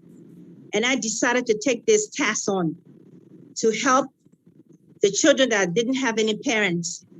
And we started our first orphanage in 2014 in Ghana. And it went very successfully. We started with 3 kids. Now we're up to 36 kids. And we have 2 old adults. And we launched another one in Liberia on the 26th of July. So we are reaching out, the platform is about humanity and it's about love and unity. So it's not what we do, it's how we do it. We offer love and care to the needed. And we have started this program. We are so appreciative to Dr. Lucas. She have come on to help us because we raise funds, we do our own setup. We make sure the children go to school. No kids is left behind. So we talk to schools and we make sure the kids are in school. And we have volunteers that help keep the kids in a home. So we are very successful in Ghana. So we decided to go to Liberia. So we are doing a very good job with the kids, teaching them love and making sure that they're going to be okay because they are so afraid. They don't know who to trust. You know, like I watched the Afghanistan, I saw the children running everywhere. My heart went out because they are so innocent. Who's going to care for them? Parents are.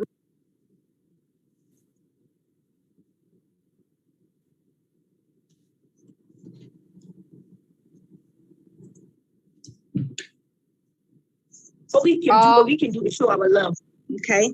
So I'm just happy to be on this platform to listen to a lot of honorees and ambassadors, doctors, but it boils down to how we show love and who we are and what do we do while we are here. Because it's all about leaving a legacy. What do we do when we are gone? What have we done on this planet to show love? So I like this platform that we are practicing love and we are showing love. I'm glad to be part of it. Thank you. Thank you so much, Ambassador Agnes Fortune. Thanks for the reminder. Really appreciate your time and appreciate your contribution, as well as for a beautiful reminder. I would like to pass to Ambassador Nur Ahmed for the next speaker, since we are running out of time. Yes, I would like to call our next speaker, that is Brigadier General Vinod Datto. Sir, are you there?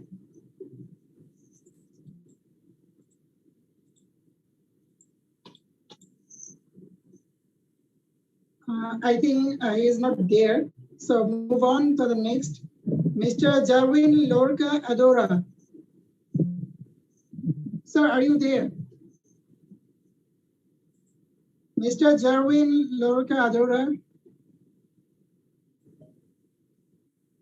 Mr. Jarwin Lorca Adora. Yes. Okay, move on to Alkadeep to call upon the next speaker. All right, thank you so much, Noor Bhai. So we move on to Dr. Ravi Darpawar for his thought-provoking words and his speech. So Dr. Ravi, the virtual stage is yours. Yes. Yes, ma'am. Thank you, ma'am. Yes, thank you. Good evening to all of you, all the dignitaries across the world and organizer of this event.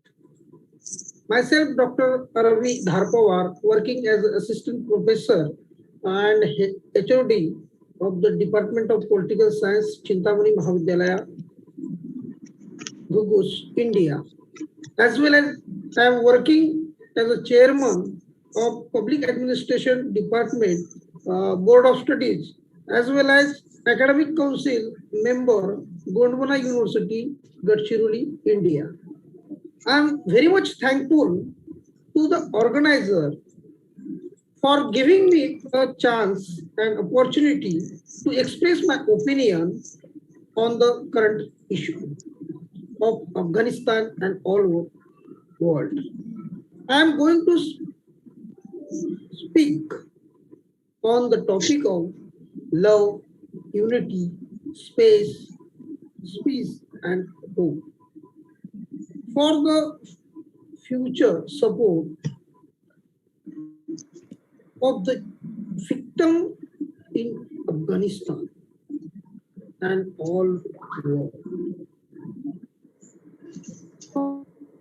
From the few days, I am watching the news on television, and after watching the news on Kabul airport in Afghanistan, the picture creates the horror in mind, and it's a very dangerous situation for the humanities.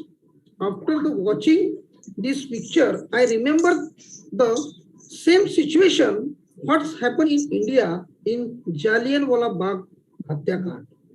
In Afghanistan, the people are climbing on the plane for saving their life. They are doing whatever they want to save their life. This is the very much dangerous picture in the humanity. Humanity is the concept in which the people are helping to each other to save their life, each other and support to save the country by developing love, unity, to create the peaceful condition and situation in each and every country. But the situation is happened on Kabul airport in Afghanistan.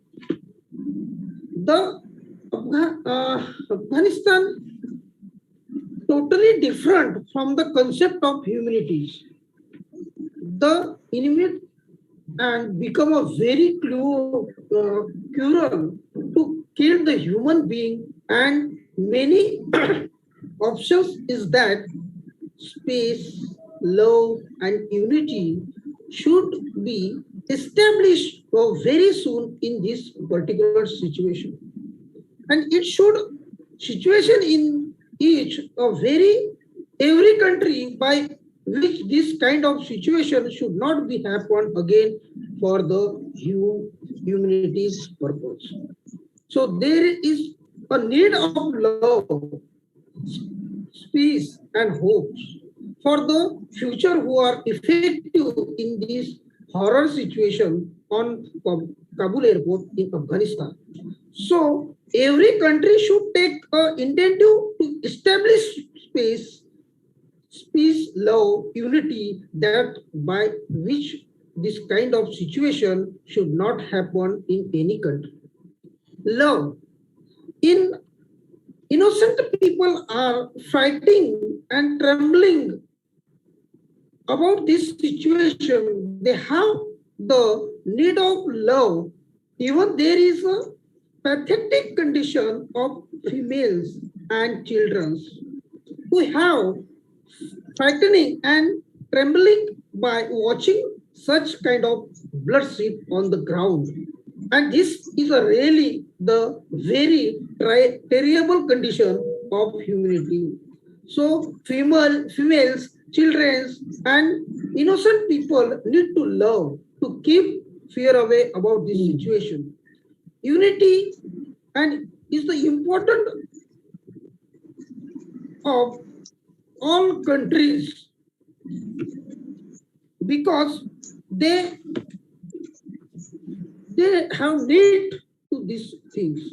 Hopes in this online platform, we have various dignitaries who come to various platforms, various countries, are creating the hope for the innocent people who are frightening and trembling about the life in Afghanistan.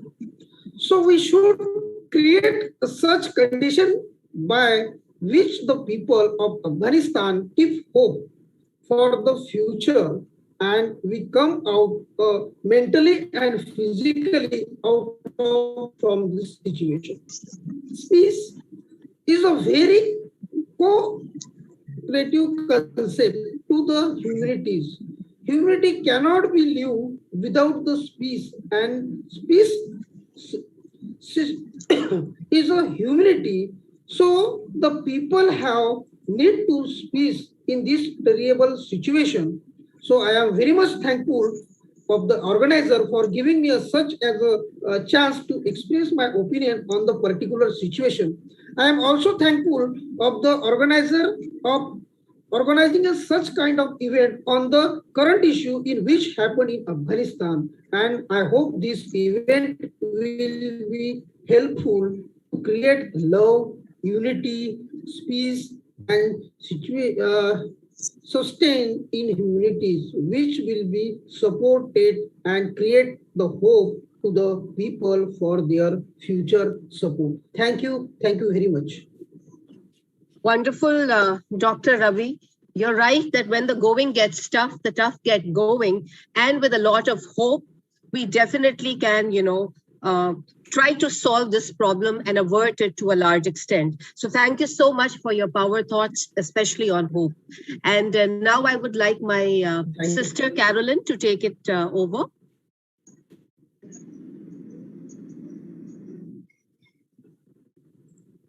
Carolyn, you're muted.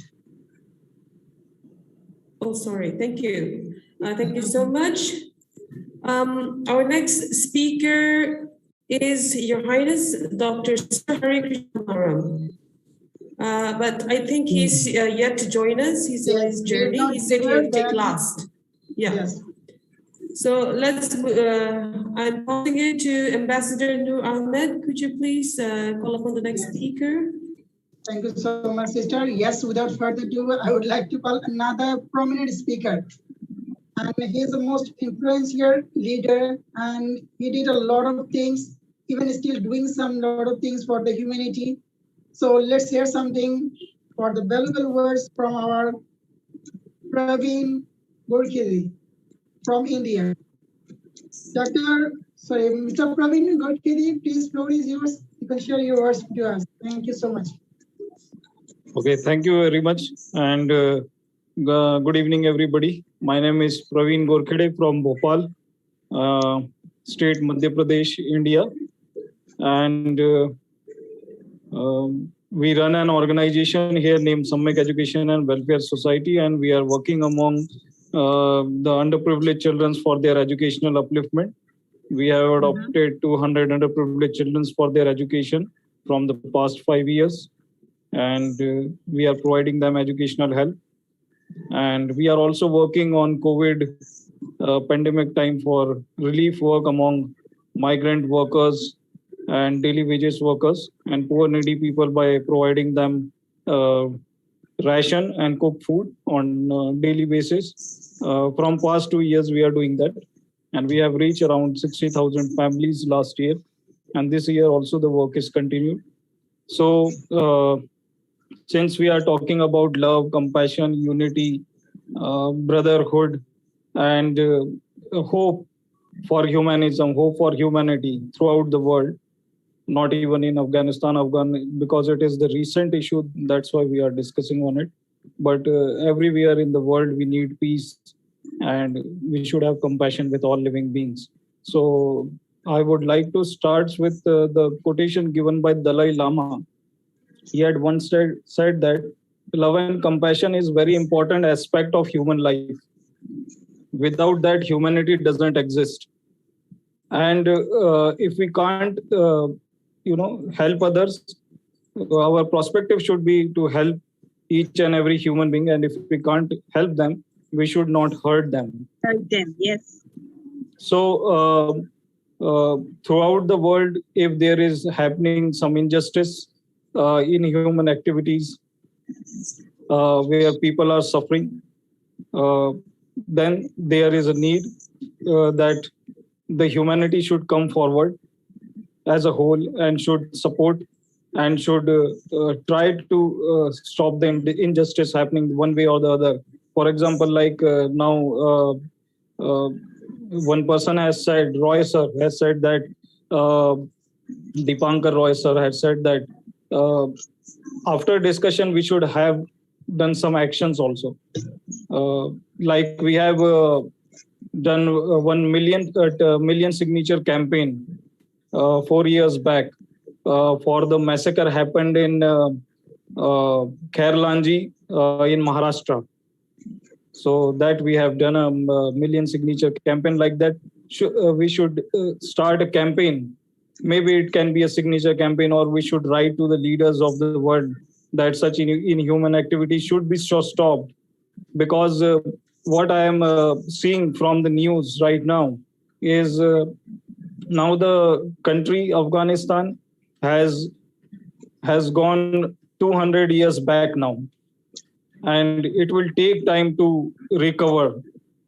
If positive people are there in the government, in the leaders there, if they are positive, but I don't think it will happen, because the government which is formed through corruption, through the, they sell the drugs, they sell weapons, they have made people to do prostitutions, and they have earned money from all the illegal sources, and now they are forming a government. How they will work for peace, how they will have compassion for others, how they will be human and will show humanity to others. I don't think it is possible. Negative and positive, both the energies can't stay at a time. So either it will be a positive human being or a negative human being. Both the things cannot be done parallelly. So the nation has gone 200 years back, and if they really want to improve, they have to improve themselves first. The leaders has to improve themselves first. They have to change their mentality first. If they are not able to change their mentality, they will not be able to change their surrounding and the nation. Not possible, not at all possible. And there are two steps through global university also we should take. One is the priority. One is the priority. The people who are facing problems there, who are struggling to come out of that country, who are not having food, who are not having shelters, what we can do for them at present, because it is the need. and various several organizations are working there now on humanitarian grounds. One organization, Khalsa from India, is also working there, one way or the other. Whether they have to take out the people from the country, they are doing that also. Whether they have to safeguard, give them shelter, they are doing that also. Whether they have to provide food, water at present to the children, to the women there, they are doing that also. So one thing is that the prior step at present that is needed to be done very vigorously. And second is the future planning. How can the nation will be improved? Without improving the leader, the nation will not improve. And the previous leaders, those who have ran away from there, saving the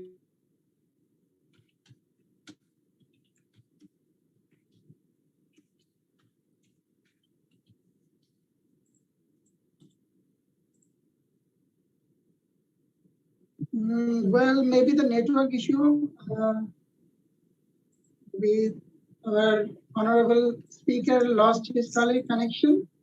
So move on to Alkadi. And thank you so much. Wait for that. Thank you so much.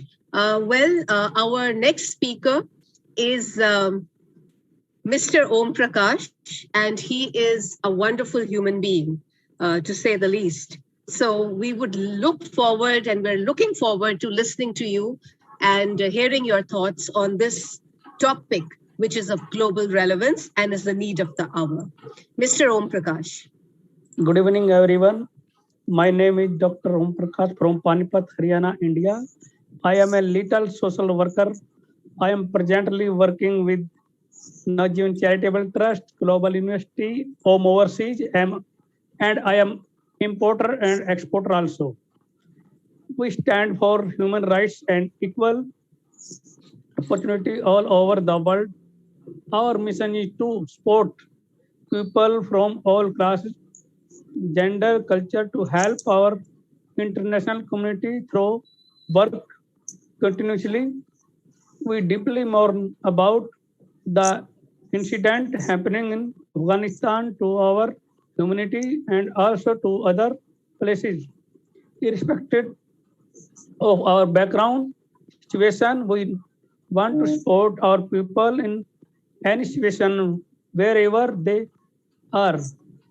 We are human beings and we here to establish human rights, equality, justice, freedom.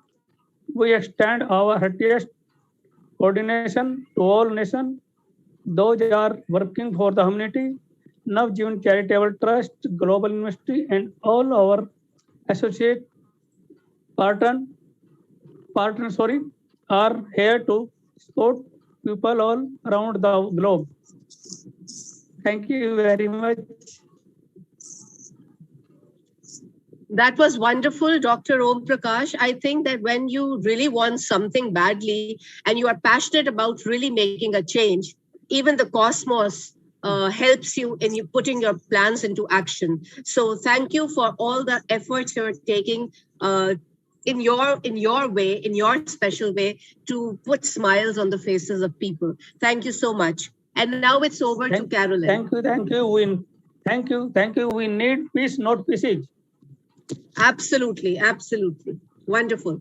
Yes, Carolyn, it's over to you now. Thank you so much.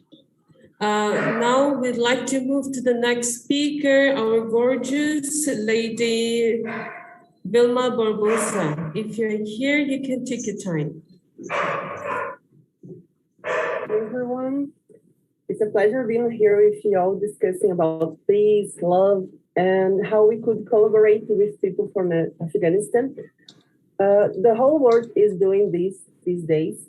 But what about stopping talking and just thinking what to do and really take action, really doing something?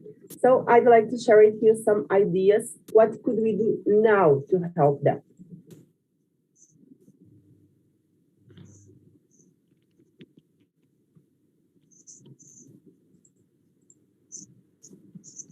Can you see my screen? Yes. Okay. So there are many ways we can help the Afghanistan these days.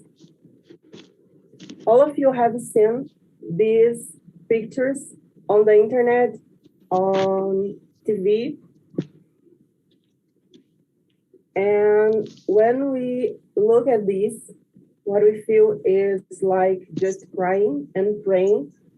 But I've heard people saying, please pray for them. Please let's think about something to help them. But this is just that. Let's just pray. So we can do something to help them. We can do lots of things to help them. We can volunteer to help reset the refugees. Lutheran Immigration and Refugee Service is asking for volunteers to help refugees upon arrival with airport pickups, meal assistance, mentorship, tutoring, and more. So if you live in these areas where people are arriving from Afghanistan, you can help them. If you don't live close to these areas, you can also register yourself in this list, and then you can help them. So there are many ways we can help. We can help through helping people here. And then there are many sites where you can donate. We can also help the journalists that are there. They are suffering so much pressure, so we can also help. There are so many sites where we can donate. So you can ask your friends to donate. If you don't have any money like me, you can at least write an email to the President Biden, ask him that they have to act now for that. So there are many ways we can help, not just being here trying a solution and trying to find a solution. There are many ways we can help now. So let's stop just talking and thinking and talking in the comfort of our homes, miles, 1,000 miles of distance from the ones that are suffering. We can take action now. We have to help them now. And we don't have to create something new to help them. We can do it now. Just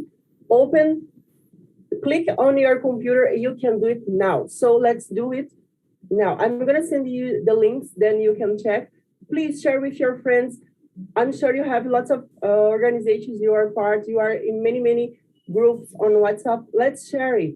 They need our help. Let's stop just saying what and thinking what we can do. Let's start doing now. Thank you. Thank you so much, Teacher Wilma, for giving us a solution to act immediately. We really appreciate it. Thanks for the light. And of course, we can all contribute in small ways. And like what Teacher Wilma has said, we can all contribute a little part. Either you contribute in cash or in kind or in written, black and white. It could be in any form, but we all can do our part. And then regarding the longer process that we have, that needs to be done physically, should be, processed, or we have a strong team who can actually acting on it, start acting on it. And then, that's all I can say for now. So let's move on to the next speaker. Thank you so much once again. I'd love to pass it to Ambassador Nur Ahmed. Thank you so much, sister. Yes, you are sharing some of the information regarding the Wilma share. It's really great. We can just invest whatever we have. So move on to the next speaker, one of the dynamic sister, I have to say, because he has been waiting for long to share his thought or ideas. So without further ado, I would like to call one of the leading sister, Miss Jacqueline is from Pakistan. I think it belonged to Dubai, but originally in Pakistan. So sister, floor is yours. Thank you so much for this opportunity. I'm sure all have seen, and I won't go through the same thing that we have seen what is going on in Afghanistan. It's really sad and heartbreaking. I am originally born and raised in Pakistan, now living in UAE. And I have seen a lot of things from my childhood because the place where I was born in Quetta, I remember as a little girl when the Afghanis were allowed to come into Pakistan. And even now when UAE has opened their doors, really it's sad because so many years have passed. I've grown up, I'm a mother of 2 young adults. And still this poor country is suffering and suffering and suffering. We can talk a lot, but why are we talking of what others should do? It needs to begin with me. We need to cut that I and really go out to be with those people in small forms. And as a counselor, also, I would say it's not only material things that these people have gone through and are going through. It's so painful. Just think of the mothers who were torn away from their kid, not knowing where their child will go, whether they will ever see their child ever in their life. It's painful. And I want you all to feel that pain and know that pain, that this is something psychologically will definitely go even to their death. How much are we opening our hearts to? It's not all about money. Even having a listening ear or something you have in the house, those people don't even have an extra garment with them. They've just left every single thing just to save their life. It was crazy to see that airplane. Would anybody, if I ask you to jump off a cliff, would you do that right now? Even if you had a parachute? No, you wouldn't, because you would be scared. And yet they went through all that pain and trauma. And this is never going to leave them. It starts with you and me to welcome them, share what's in your house, and help them again to live life. Life is a right of every single human being, irregardless of caste, creed, race, or color. We were not created for all this.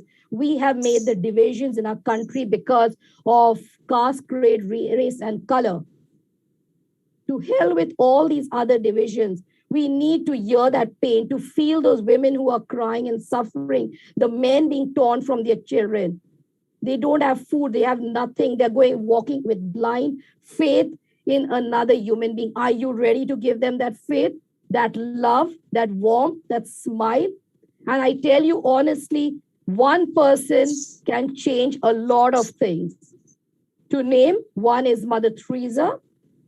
And I've seen a number of others. I would also refer to the founder of the Focolare movement, who is no more on earth since a couple of years. She passed away.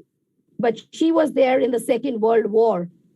And one beautiful question they asked when they saw all this, what is one thing that no one can take away from you?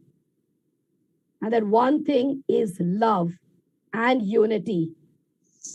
Do you love people? Is that the legacy you want to leave with people, that the others may remember you, that there was one good soul that smiled at me, one gave me their shoulder or their hand to lift me up in these darker moments?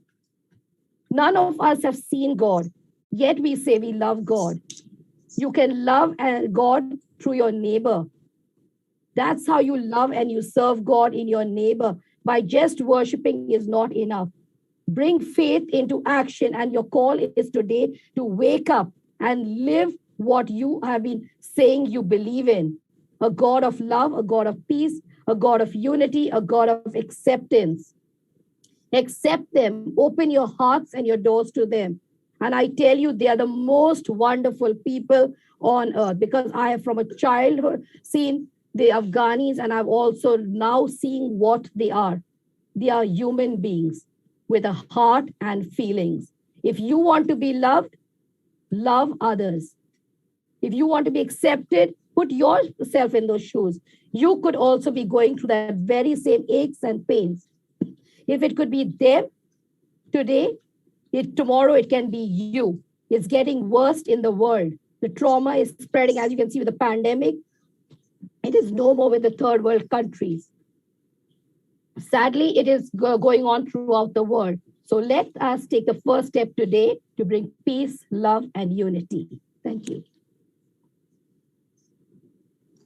Such inspirational words you have shared, sister.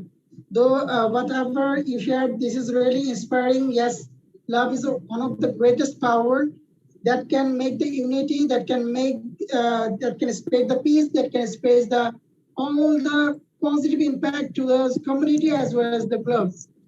So without further ado, I'd like to introduce our next speaker. If I consider to introduce her like this, she is believed that by education, by proper education, the world can be changed. By giving education as free to others who are not afford that, that is definitely emerging a marvelous thing for the community.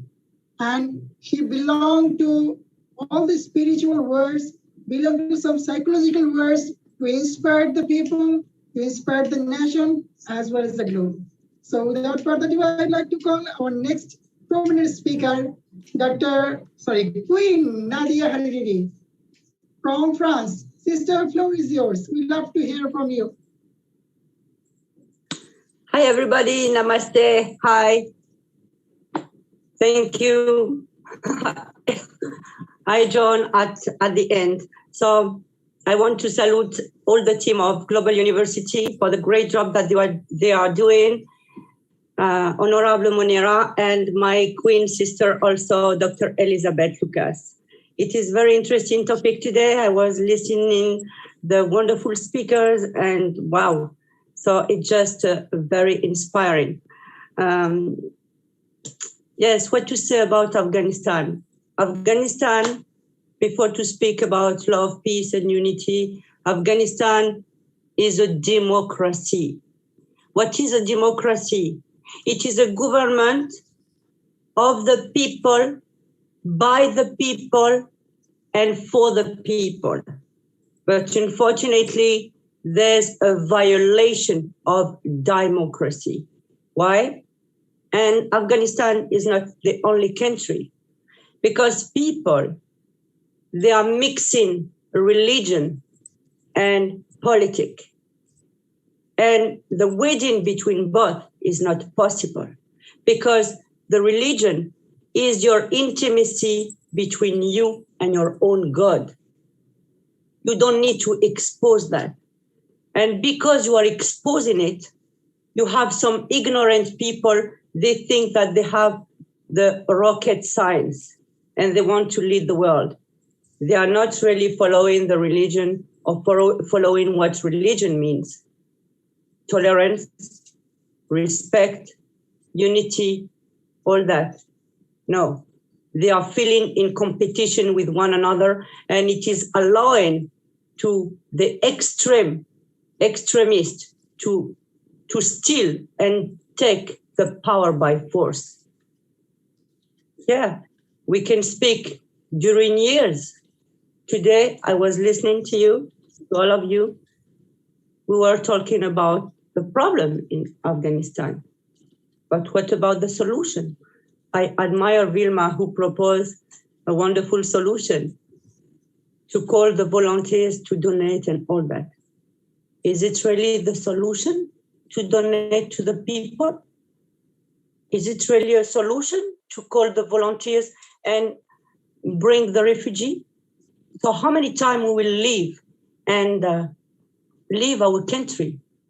When we will wake up and face the situation and overcome our fears and say stop to the manipulation, stop to the ignorance? When? Afghanistan is living that, Africa is living that, Kashmir is living that. So till when we will continue to ignore who we are? We will continue to let the others get in the power on us. It has to stop. People need to wake up. It's like you are taking a democracy and behind it, you are just putting the picture. It is a democracy by appearance. America, France, and all the big countries, they are playing the games as big brothers. Oh, they are. acting like heroes. And at the end, they left people in the big troubles. They left people in the big troubles. They left people in the fears. So you, as parents, if you are living in fears and you are prisoners of your own emotion of fears, paralyzed, how do you want your children to be? They will also grow up in fears, being manipulated. Because fear, it is the only way to continue to manipulate people. Yes, the solution is not really to donate money to the people. It will not help them. It will not buy their freedom. It will not help them to overcome their fears. They have to face this evil and say, stop, we are in democracy and we have our rights and we are born equal and free. Stop to the manipulation. But nobody is teaching them that. Why? Because the trouble is not really in the country. The trouble came from outside. If we want to change really the situation and spread love, spread unity and peace, we need to connect all together in the spirit, in the dimension of the mental, in the dimension of the emotional, overcome the fears and have faith that we are the power, that all the people who continue to manipulate us won't have any more chance, because we have the power to say no to the manipulation, to say stop to all these troubles.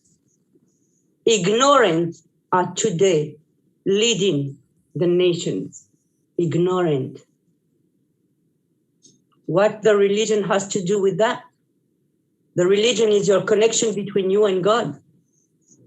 The religion is here to link the people together and be united in the same love, in the same tolerance, in the same respect and dignity. There's something that we misunderstood. Who we are. We are life. We are consciousness. We are power. We are love. We are love. And if we connect within us and we put peace within us, we will be able to change.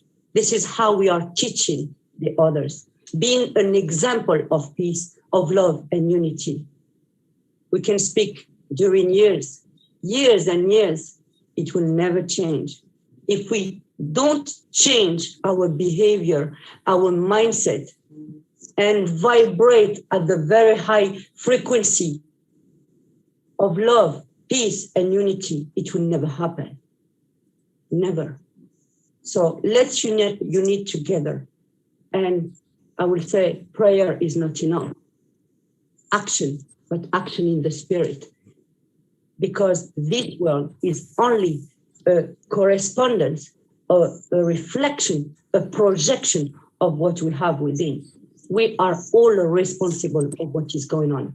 And if we don't rectify that, we are just going to the extinction of our humanity. So thank you. Thank you for allowing me to speak today. Thank you so much. Wow. Actually, I'm speechless because I always feel, what should I say? I always feel a spiritual thing that you already shared some of the words. Your words are really very charging, very powerful, very emerging because, sister, in around the world, there's a very few person actually make me more inspired. You are one of that, and your words are really charging, not for me as well, but also for the whole humanity. It is really generous to hear from you, and we really feel honored to have your words in this conference. So without further ado, I would like to want to move to Al-Kadi to call upon our next speaker. Thank you so much. Thank you so much, Noor. Thank you so much, Noor Bhai. And yes, definitely, Her Excellency Queen Nadia Harihiri just stole hearts, by those powerful words, especially when you talked about changing mindset and changing behavior. I think that is really the need of the hour. It's all within us, and we all need to connect with the spirit, that divinity that comes from you is supercharging and super powerful. And I think once we start changing ourselves from within, a lot of these problems that are happening, we become stronger individuals. And once we become stronger individuals, we can take on things. I know it sounds a little maybe, but one doesn't understand the power until and unless one actually changes within. So once you change from within, you will understand how strong you can become. And that was very well said, Queen, because that is what will make the world, and that is what will change the world. Thank you so much. Noor Bhai, I completely agreed with you when you said that Queen spoke and she was marvelous. And in fact, even I'm at a loss for words. I'm also speechless at the moment. But yes, thank you so much. And now let's move on to our next speaker. And he's my brother from India. He's a professor at the Jamia Millia Islamia University. So my brother, Mohammed Zubair, the floor is yours. And let's hear your thoughts on this topic of love, unity, peace, brotherhood. Thank you, Alka ma'am. Thank you, Alka ma'am, for providing me the opportunity. And I'm Mohammed Zubair from India. And the topic, I have listened all of you, and your views were amazing. As the Taliban takes control of the country, and Afghanistan has again become an extremely dangerous place for women, for kids. And even before the fall of Kabul on Sunday, the situation was rapidly, we can say, deteriorating by the planned withdrawal of all foreign military personnel and declining international aid. So in the past few weeks, we are, watching or listening many things are happening in Afghanistan. Many organizations have launched emergency aids appeals since the fall of Kabul to the Taliban on Sunday. Major international NGOs such as International Community of Red Cross or International Rescue Committee or UN Human Rights Committee are seeking donations or supporting them in the country. But the problem is that they all are, after 20 years of US military presence in Afghanistan, suddenly they left the Afghanistan, and the Taliban took control of Kabul on Sunday amid the chaotic evacuation of the Afghan national government and Western diplomats. So distressing footage at Kabul airport, as we all watched similar scenes, daily coming from the Afghanistan, shows Afghanistan is attempting to flee on departing US. So these things, the current conflict in Afghanistan entered its 20th year and continued to claim large number of civilians casualties. Attacks by Taliban and other armed groups deliberately targeted civilians and civilian objects in Afghanistan. But the thing is that why these things are going on in Afghanistan? Because human rights are like armor. They protect you. They are like rules because they tell you how you can behave, and they are like judges because you can appeal to them. They are abstract. And a right is a claim that we are justified in making. I have a right to be to the goods in my in my life. So women are facing too much problems there in Afghanistan. We have to talk to the women and girls, NGOs, lots of NGOs and human rights are working there. Talk to women and girls. A fundamental reason we have not yet achieved gender equality around the globe. Same in Afghanistan. And let girls use them social media. They Taliban or the other people are and trying to stop them to use the mobile phones or the social media. Stopped, and child marriage and sexual harassment news also coming from there. And education and gender sensitivity is another issue, and aspiration of girls and parents is another issue. And we have to empower mothers there. because if we will empower the mothers in Afghanistan, there have been great moves to increase number of girls going through formal education and give proper value to women work and get women into power. So we can do many things in Afghanistan because they all are facing a lot of problems nowadays, as we socio-political crisis also there because when Afghanistan education system has been devastated by more than 3 decades of the sustained conflict, and for many of the countries, children's completing they didn't complete their primary education, and in the poorest situation in the remote areas, they are facing too much problems. The underlying reasons for low girls enrollment is insecurity, traditional norms, and the things which was created by America or Taliban or the Afghan forces there. So other reasons can be explained in part by lack of female teachers, because this government is saying that the co-ed education system is not good, but as a teacher I always support co-ed education system because it provides the good opportunities for all. Only 16% of the Afghanistan schools are girls only, and many of them lack proper sanitation facilities, and and the socio-political humanitarian crisis also in Afghanistan.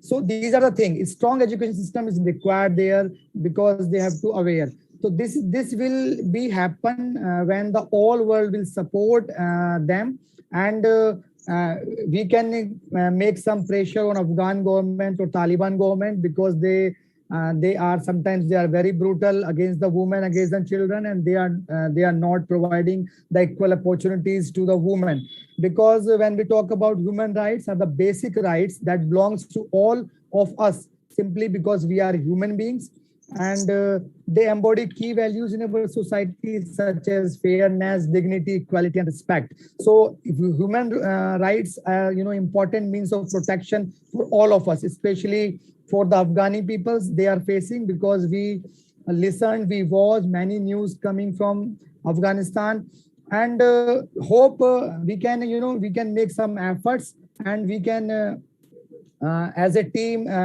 we are today discussing on this topic because they all are facing problems. So I should how could this be relevant for people?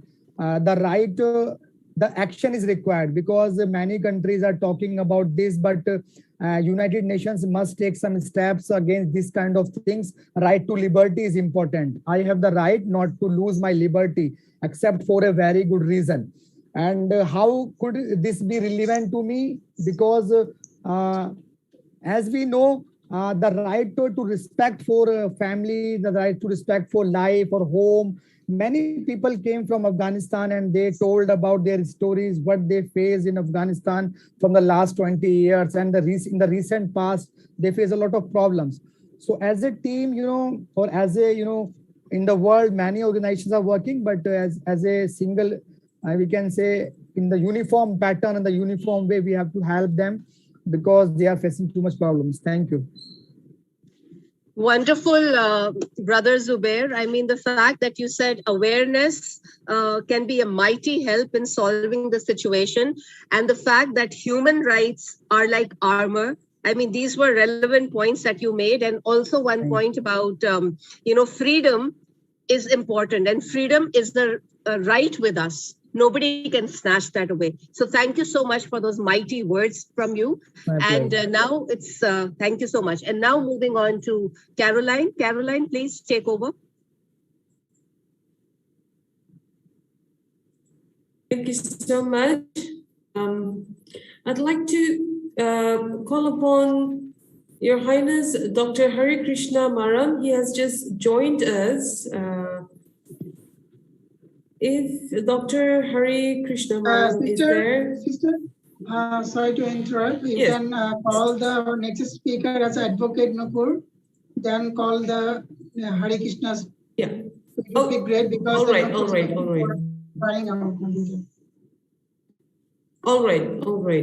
Okay. I would like to call upon Advocate Nupur, if you're there. Advocate Dr. Nupur Dhamija. If you're there, you can take a time. To all respected dignitaries. And firstly, I would like to thank respected Manira ma'am for inviting me here.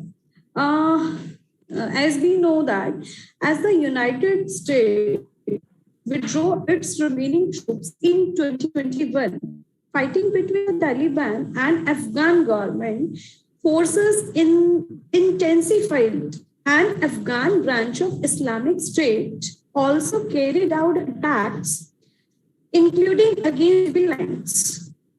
Hundreds of civilians have been killed and injured in insurgent attacks, including targeted assassinations of journalists and officials, indiscriminate government airstrikes added to the civilian toll. Women's rights advocates have raised concern about shrinking space for civil society. The Taliban have imposed severe restrictions on women's rights and free expression in areas they control. The COVID-19 pandemic has overwhelmed Afghanistan's fledgling health system, adding to an ongoing humanitarian crisis. Now, should anyone believe Taliban players respect women's rights? In a news conference on Tuesday, the first since the Taliban gained control of the Afghan capital, Kabul, the official Taliban spokesperson, Jabullah Moizzed, sought to rescue women, made extremely difficult by the chores and dysfunction at the airport, and the risk of being questioned at Taliban checkpoints on the way. As they await departure, some of these women are in hiding. Terrified, many women activists fear they are at risk because of their work to promote women's rights or because they took on high-profile roles by serving as judges, police officers, soldiers, and government officials. APR dive, while these women are seen to escape, the Taliban is on a charm offensive, having swept to power at a speed that astonished almost everyone. They now seem eager to convince the world that they are statesmen, ready to be a responsible member of the global community of the nation. Now, we are talking about love, peace, unity in the world. The importance of love, peace, and unity in the world. Based on the current events that are happening in the world, you feel like the future is uncertain and that the world is ending up being a sad place. And with war, hate, and unfairness happening, we feel helpless sometimes, not knowing what to do to help stop these things from occurring in the world that we live in. However, there is a way, and it starts with you spreading love, peace, and unity in the world in your own way can really make a difference in the world and make it a more positive place to live in. It doesn't have to be too great or too big. It can be as small as expressing gratitude to your friends and family or helping out a stranger whenever they need a helping hand. There are so many other ways to spread love, peace, and unity. The best thing about it is that you can do it from anywhere in the world and you feel absolutely amazing after you do it, rather than thinking about the negative things that are going on in the world. Make a positive impact in the world. You live in by embracing and spreading love, peace, unity to others. If we can all come together and do our small part each day in spreading love, peace, and unity, we can make the world a positive place for all of us to enjoy without any fear or sadness. My list of things that I am grateful for, what? Thought out your life. It is important to be grateful and appreciative of the small things in your life. It is really does help give you a positive perspective of life, and appreciating the things that you have the most people don't have in third world countries. Expressing gratitude can be an simple as writing down 3 things that you are grateful for when you wake up in the morning or when you go to the bed at night, and it definitely has a positive benefits. The meaning of success.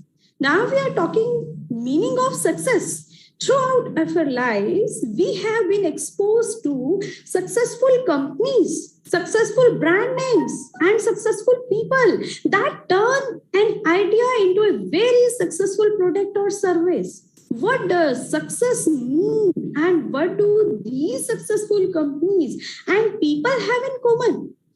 I believe success is defined as the amount of consistent effort, dedication, and perseverance you put in your life in order to turn your one idea or one aspiration you have in your life into something meaningful, something change, or even something that can change the world for better if you have impacted someone's life in. So my conclusion is we can do everything.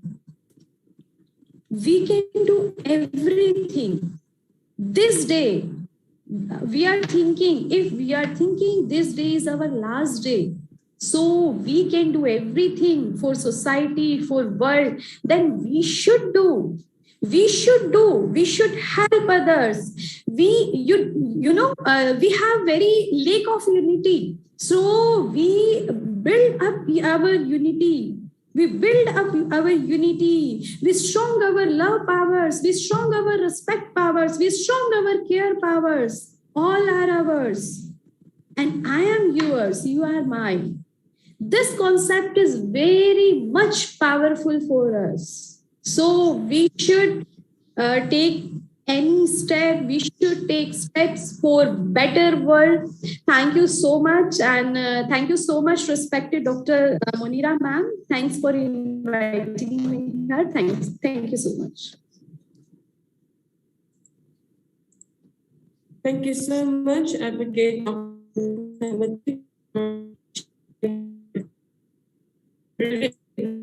And thank you so much for your patience. Let's move on to the next speaker. Your Highness, Dr. Sir Hari, are you there?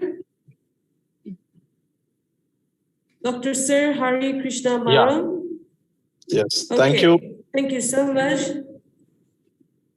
Thank you.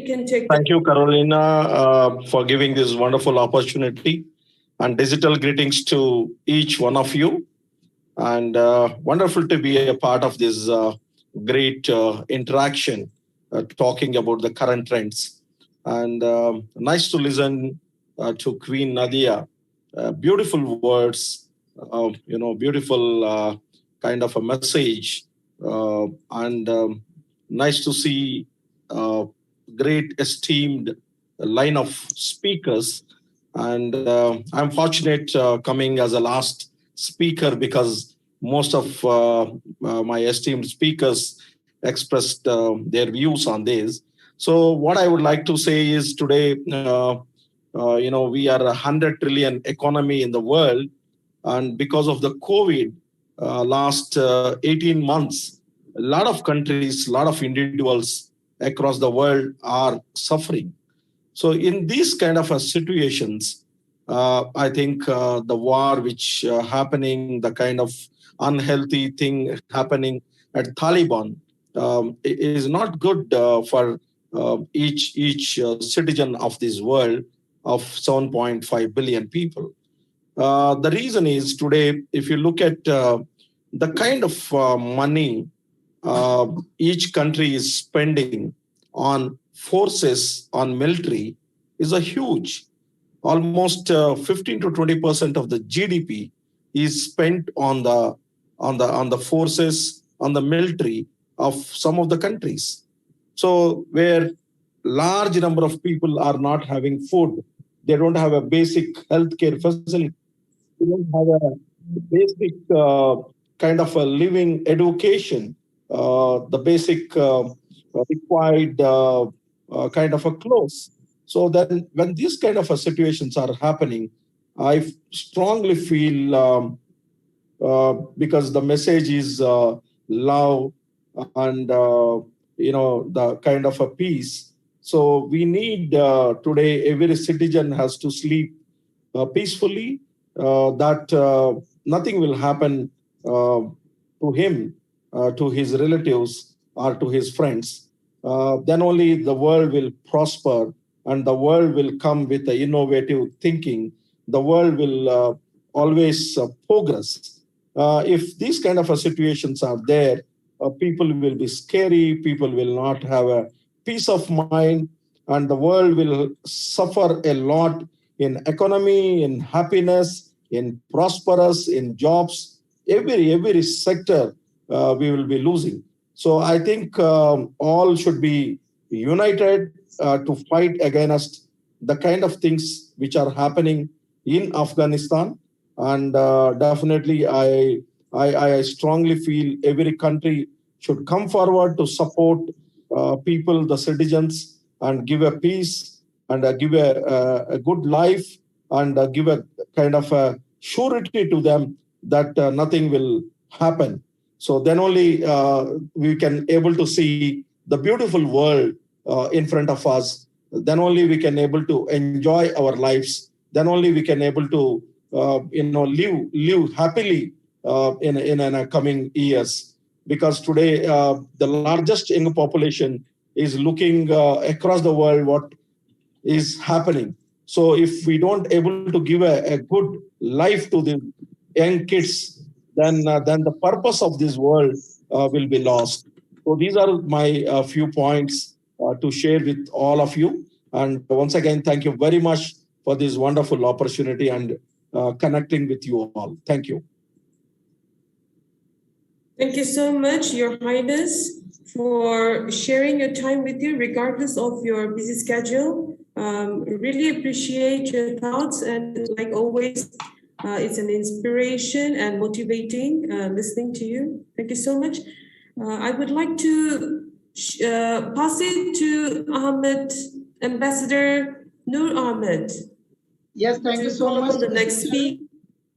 Yes, without further ado, I would like to, as we know that we are running out, so we are moving on our next speaker, and I think he will be the last speaker of today without our convener. So without further ado, I would like to call Abhimanyu Mishra from India. Brother, please share your words in a concise way that we are running out, sir. Thank you, Noor Bhai. Almost all the things are said by our eminent speakers. I would like to thank World University and organization like Yes You Can, who has come in front of the world to give support, to give love, to give peace, to give unity by the medium of this program. And Dr. Sama told that love can change anything. Yes, she is right. But we must think of the fact that, madam, there are few people who cannot understand the language of love. So I would not like to speak more about on this thing, because we have less time. And as a Vice President of All India Principal Association, as a Director of Sapnarat Consultancy, and as a Tiger of Global University, I would like to take responsibility those Afghan people who lives in India, I have shared one video to Monira madam that one girl was saying that she has no job here. All her career is spoiled because there is language problem. So I am taking responsibility on the behalf of All India Principal Association, on the behalf of that they will get job in our schools in all over India. I will convey it to our President, Mr. Navdeep Bhardwaj. I will convey it to our CEO of Sapnarat Consultancy. They will give job. They will understand their language.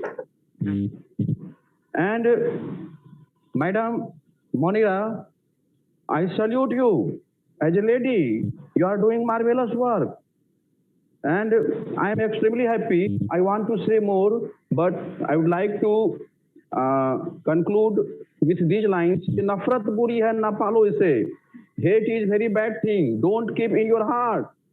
Dilo mein khalis hai nikalo ise. If you have something bad in your heart, then throw it out.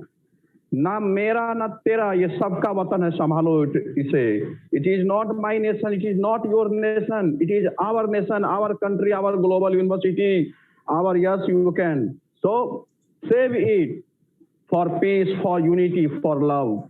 Thank you. Thank you all. Without further ado, thank you, brother, for your words. Without further ado, I move on to the Monira sister. Sister, actually, we are very end of the time, and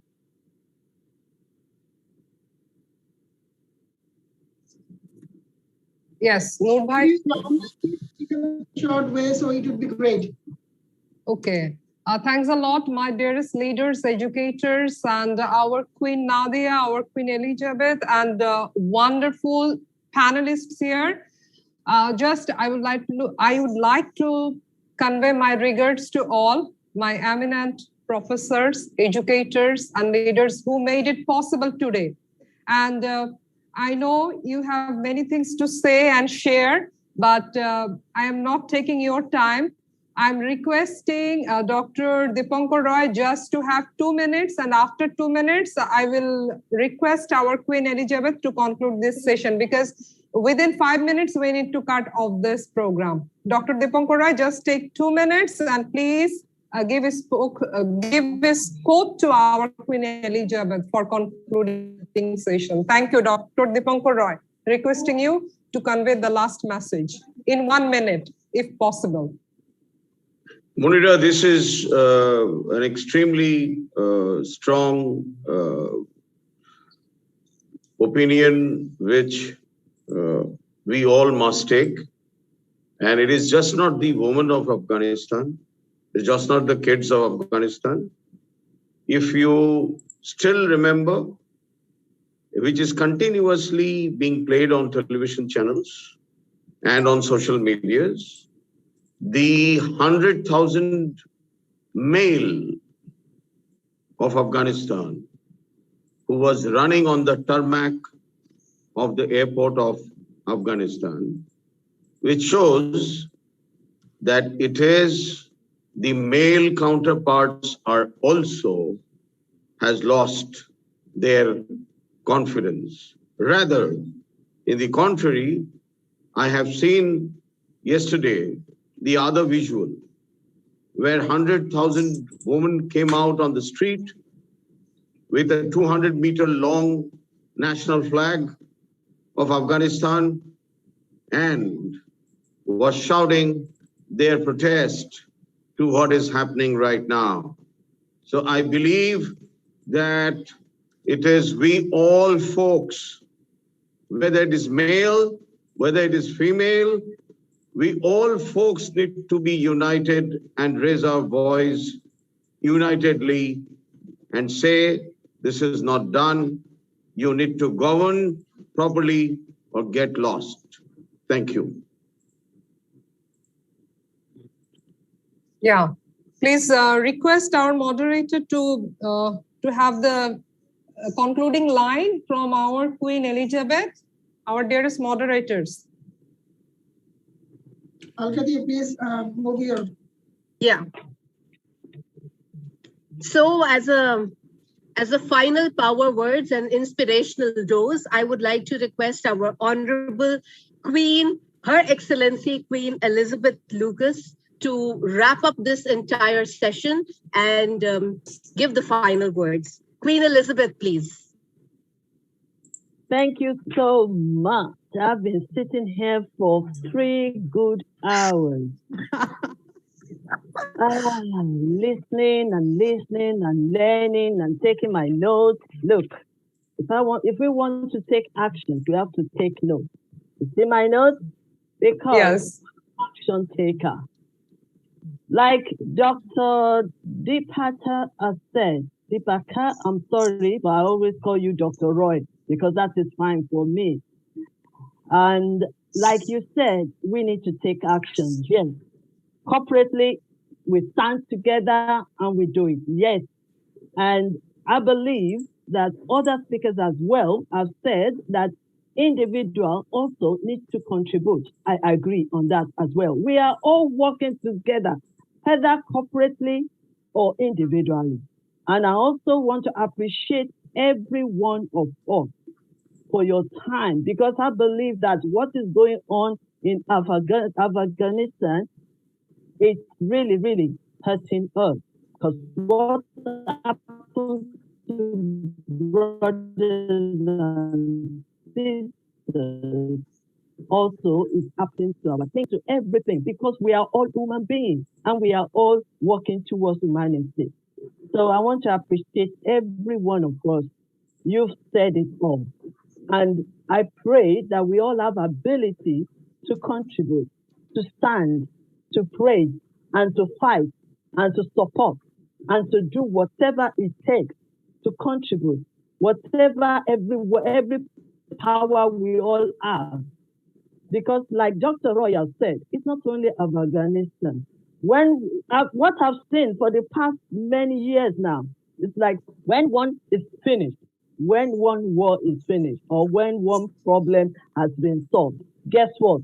Another problem will rise from another country. So it's like a river flowing from one country or the other. And that's why we have to keep talking, keep looking at the ideas.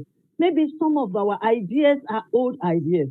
That is why we keep talking, so that we can bring new ideas.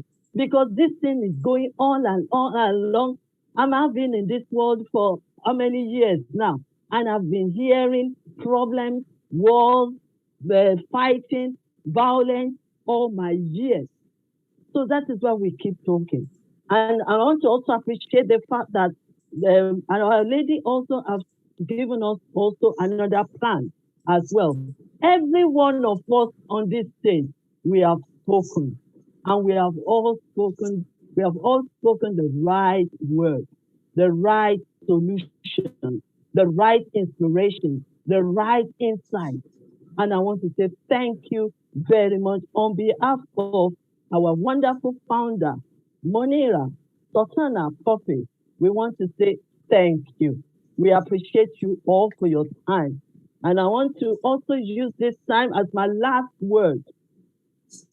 I don't want to do it alone, because I know you will believe with me that all our 3 moderators have done a fantastic job. So can I see every one of us clapping for them?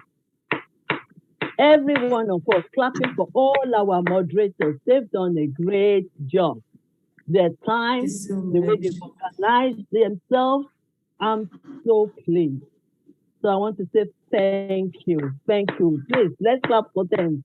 Thank you very much for all our